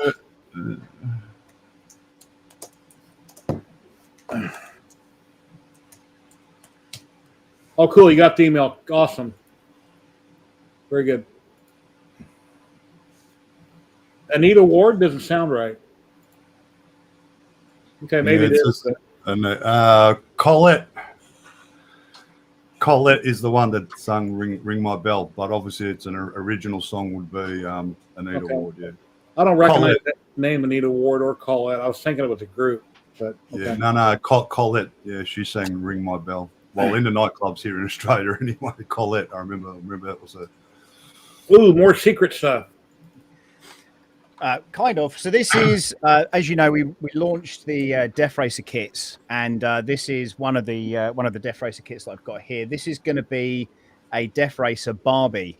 So we're going to have Barbie sitting on top here.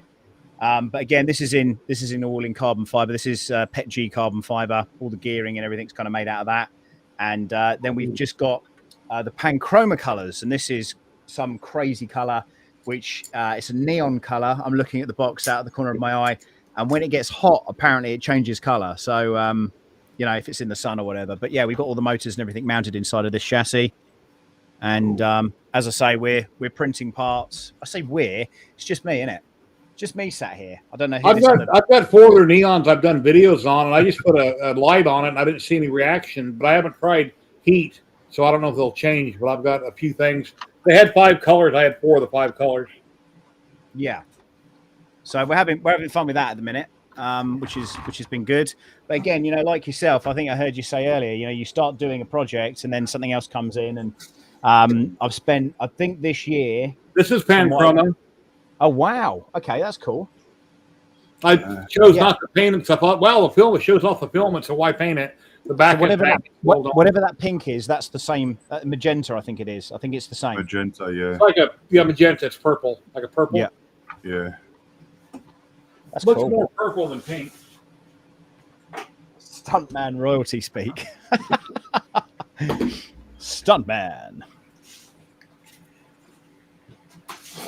We actually have a Stuntman cameo coming up, and Zachary from Zachary 3D Prints makes his first cameo inside of that as well. Which is very funny. These are called screw mates, and it's really funny what they're called, but they're screw mates. Yeah. Yeah, I got some of them as well. Like, hey, mate, you want to get together? And yeah, anyway. Yeah, mine came out that well.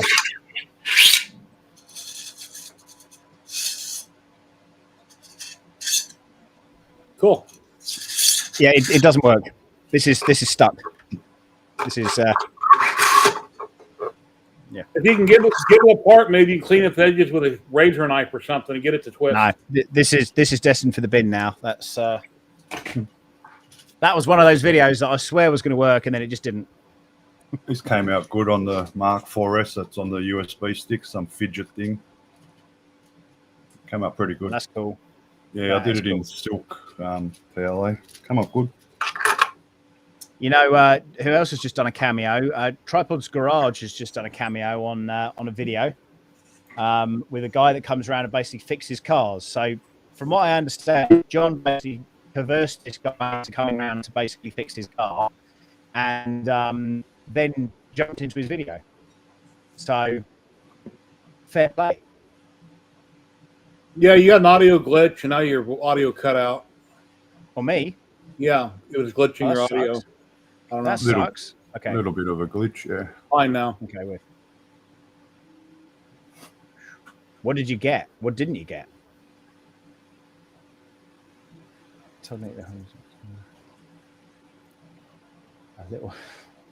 What is going on? Yeah. Yeah, John doesn't print anymore. He just does cameos on other people's channels. Yeah, I'm still. It's hilarious when he had the little kid's helmet on. I remember seeing the short on that, and it's online. It was a close up, you took a picture of the little helmet. That's hilarious. We've got another video to come out, and we did a reenactment of the Terminator when the Terminator first comes back, and we had one of the guys from the Offset Maker Lab basically do the Terminator bit. So as you will remember, when Arnold Schwarzenegger comes back, he is naked. So Yeah, I've as seen that real video. as real to life as it possibly could be, young Stephen, I called him up and I was like, hey, I want you to be the Terminator in this thing. And he was like, yeah, sure. And I was like, but we're going to have to film that scene. So that was interesting on a very late night in coming out of 3D Printopia. So, yeah, I did have a cameo in that video as well, which was delightful. Thank you so much, John. Yeah, before I die, I'd like to be in a movie. I'd like to be in a sci-fi movie. I think that'd be cool. I would more than happy do it for free just to be in the movie. As long as I have some kind of a speaking part, I think it'd be cool. What would you say? I don't know. Yell and scream at people or chase them with a big club or something. I don't know. Some kind of a sci-fi futuristic movie. Scream, like the scream and A crazy, mean, crazy biker or something. Can you imagine your claim to fame being a zombie and you're literally your line is brains, more brains.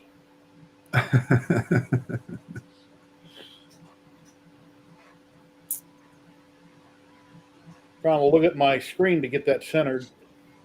There we go. very fetching. Oh gosh.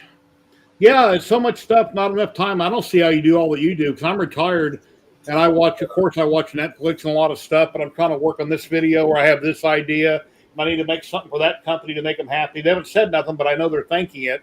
So I'm trying to get content out on that. But now this came in the mail. I'm out in the garage working on the CNC, and I still haven't done this that I want to be working on. And then I can't come up with any ideas. So I'm looking online and watching videos. What's cool, what's current, what's everybody printing, what is different. And God, it's really frustrating trying to figure out what to do sometimes.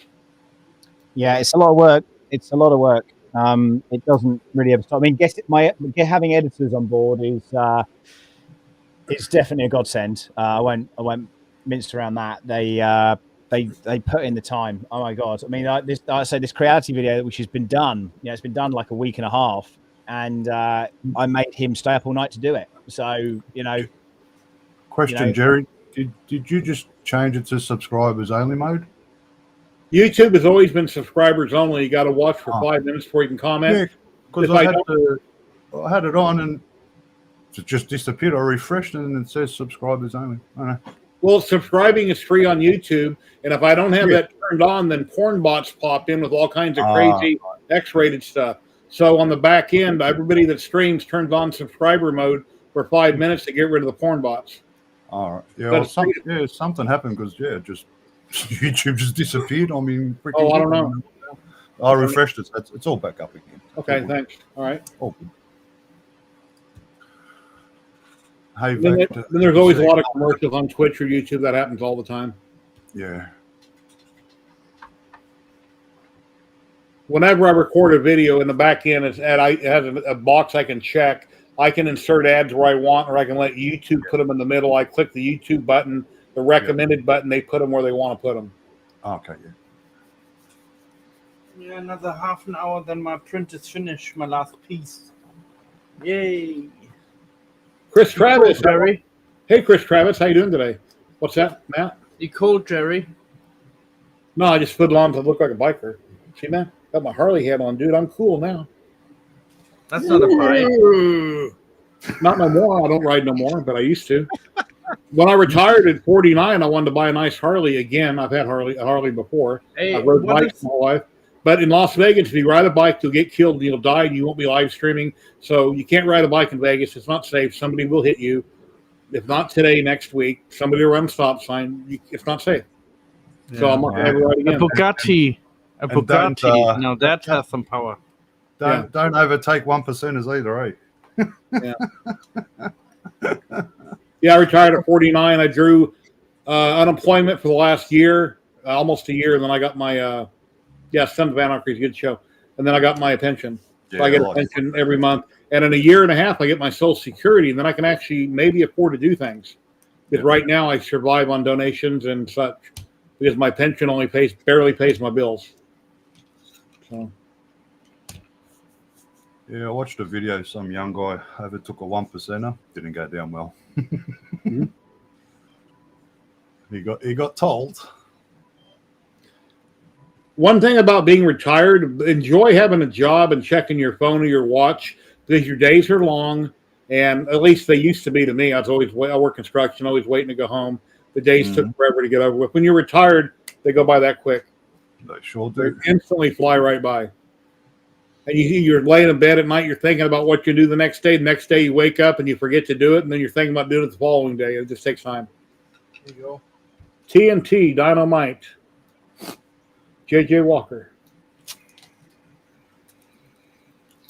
Made Nice it friend. myself. Kaboom. Designed it. It's an incense burner. Yep. And then like 2 years before I retired, I got on Amazon. I bought a little thing I put on my desk. It was a countdown timer. When you retire, it counted backwards. You enter what date in, and it counts down every day backwards. And every week or so, I'd look at it, so many days I had left, and yeah. Okay, cool. Yeah, I would like to see that, Ross.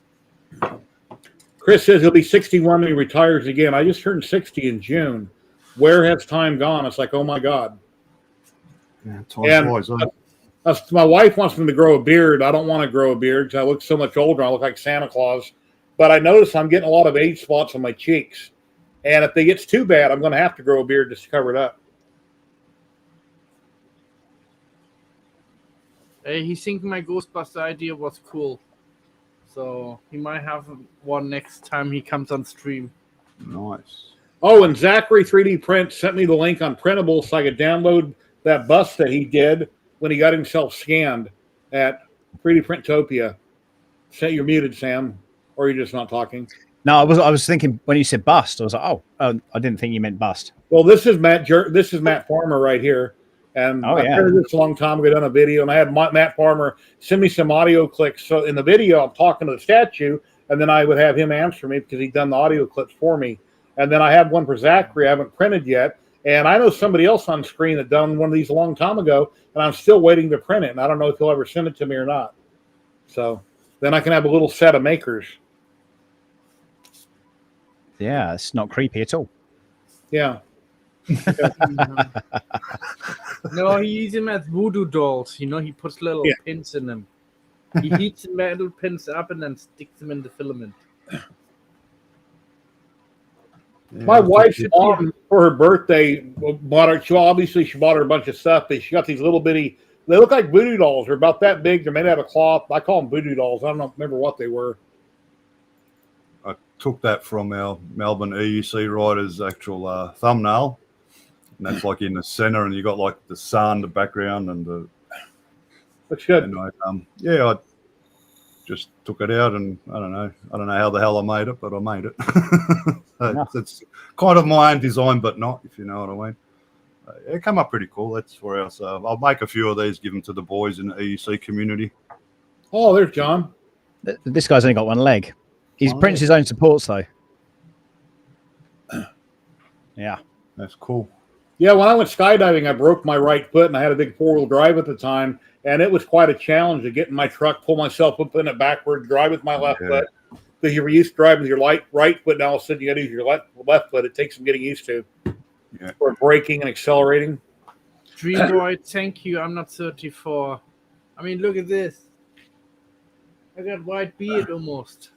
Is this old. Zachary? Is this Zachary 3D prints here? I think it is. Yeah. I remember him. It's like something from a John Holmes movie. No, that's not him. The things people do for me, honestly. The 60s porn.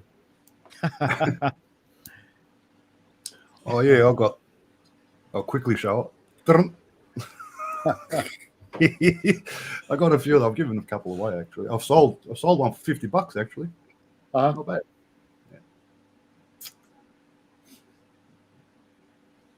Yeah.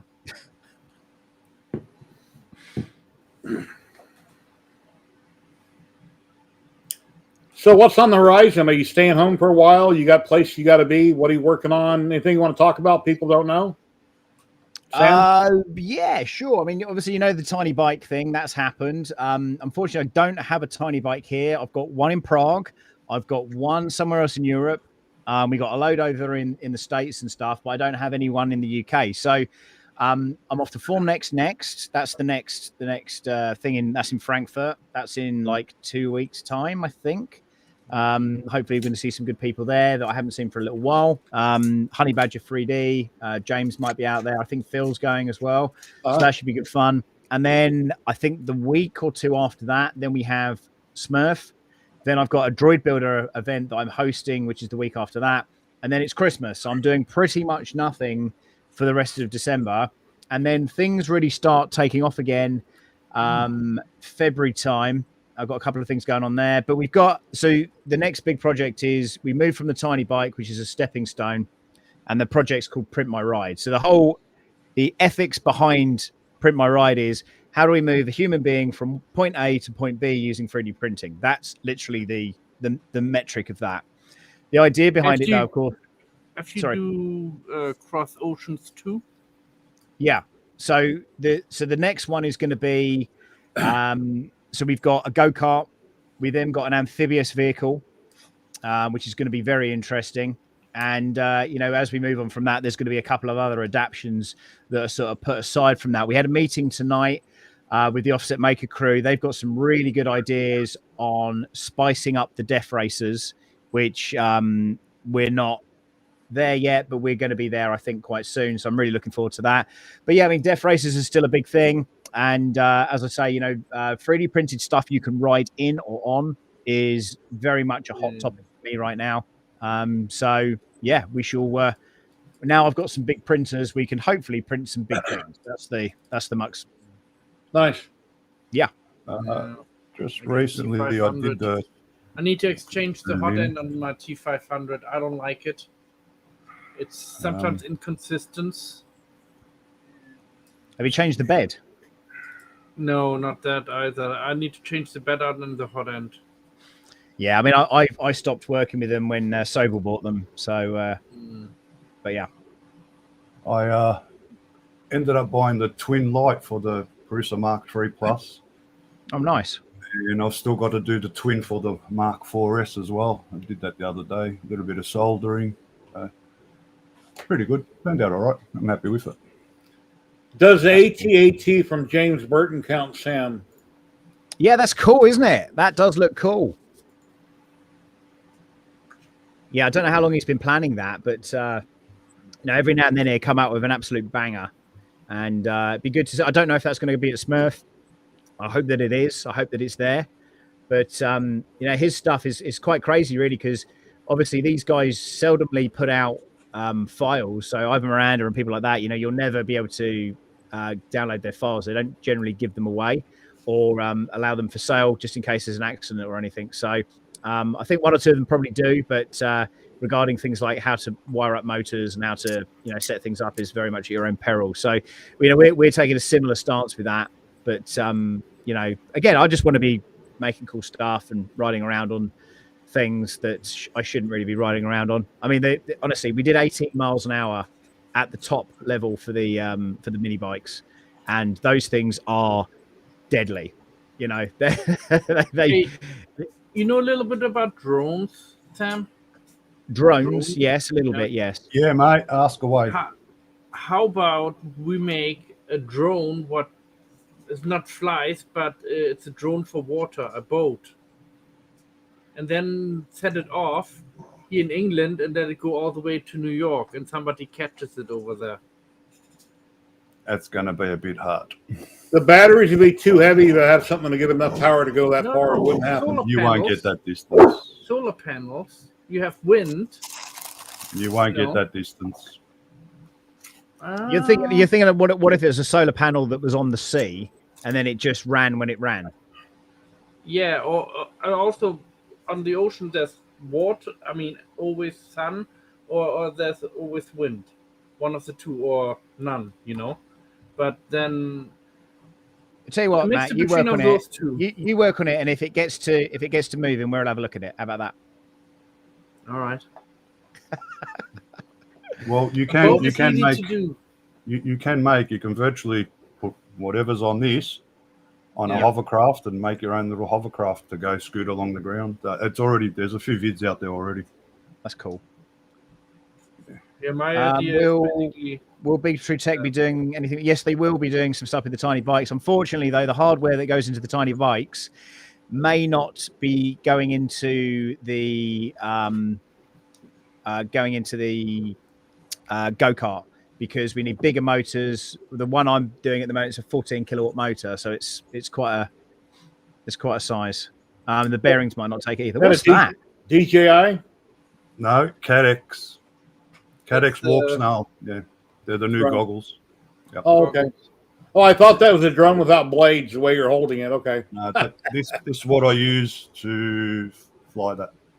Okay. Blimey. Oh, hang on. So the videos you see where they go like shooting into the buildings and they whiz around an abandoned building Yes. and stuff. Is that what Yeah. you do? Oh, amazing. FPV, yeah. I do Dude, both. seriously, I'm massively in awe of those videos because they are so Yeah. cool. Marcel I does a know- lot of that. Marcel, which Yeah, is Marcel. earlier, He does does- a yeah. console. Yeah. I guarantee I would smash it up within about 2 seconds. Like it wouldn't even yeah. be worth me running it.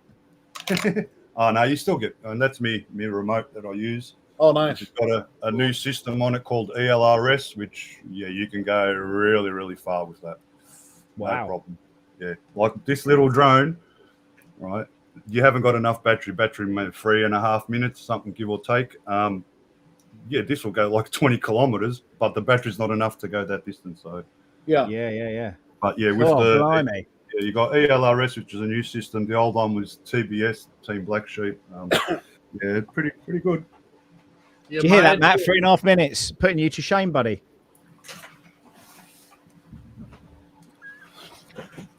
Here's a little nano that I don't fly no more. Yeah. This one's really cool that I don't fly no more.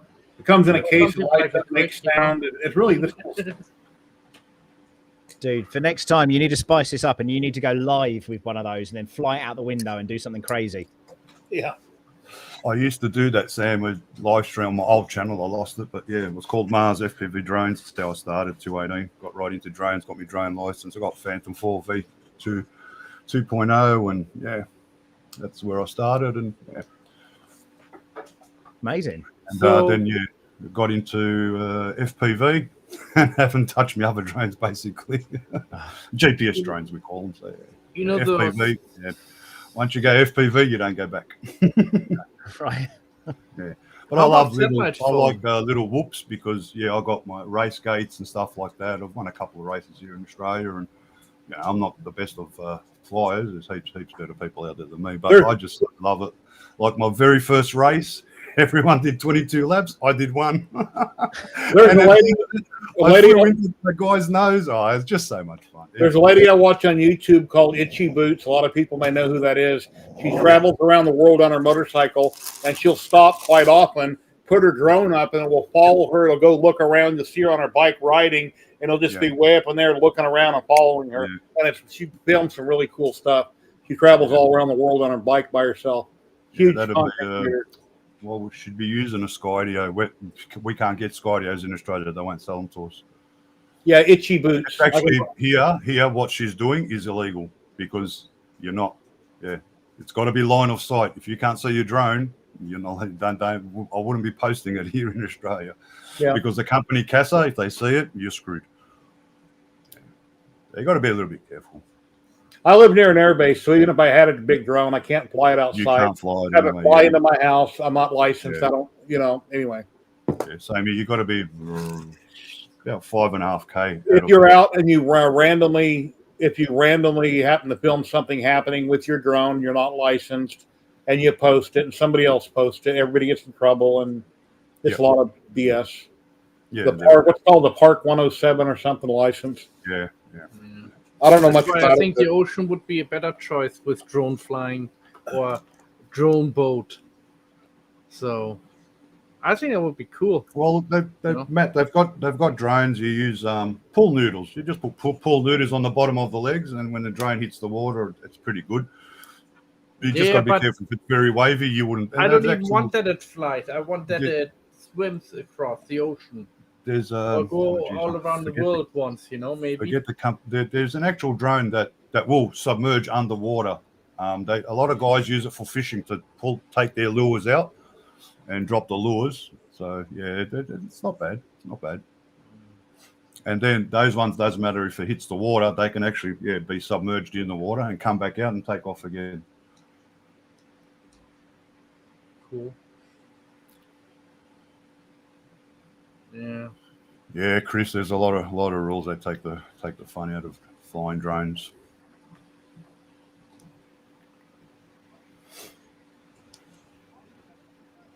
Yeah, RC Flight Test, a good channel actually. Yeah.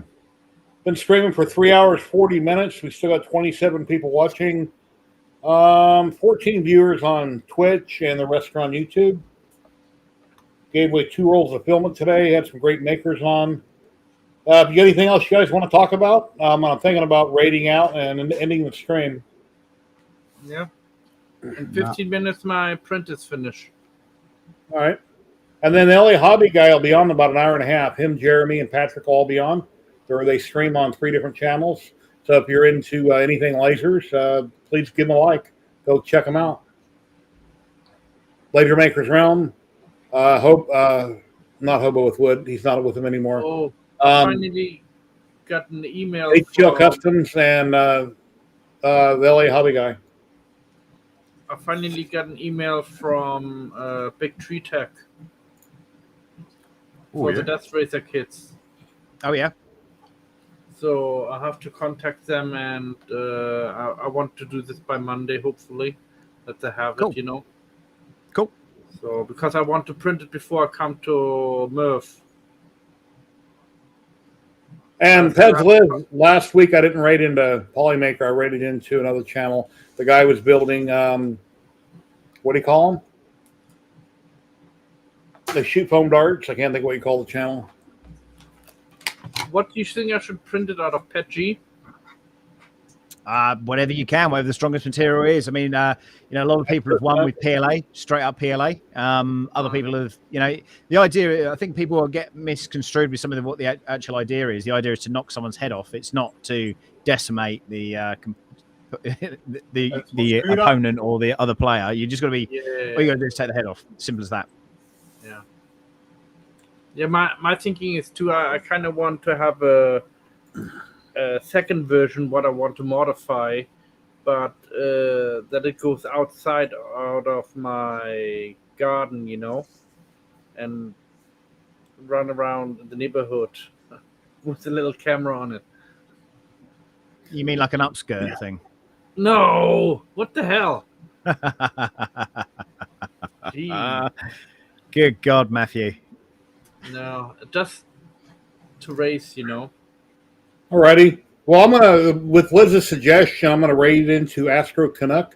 He's live streaming right now on Twitch. So I want to thank everybody on Twitch that's watching.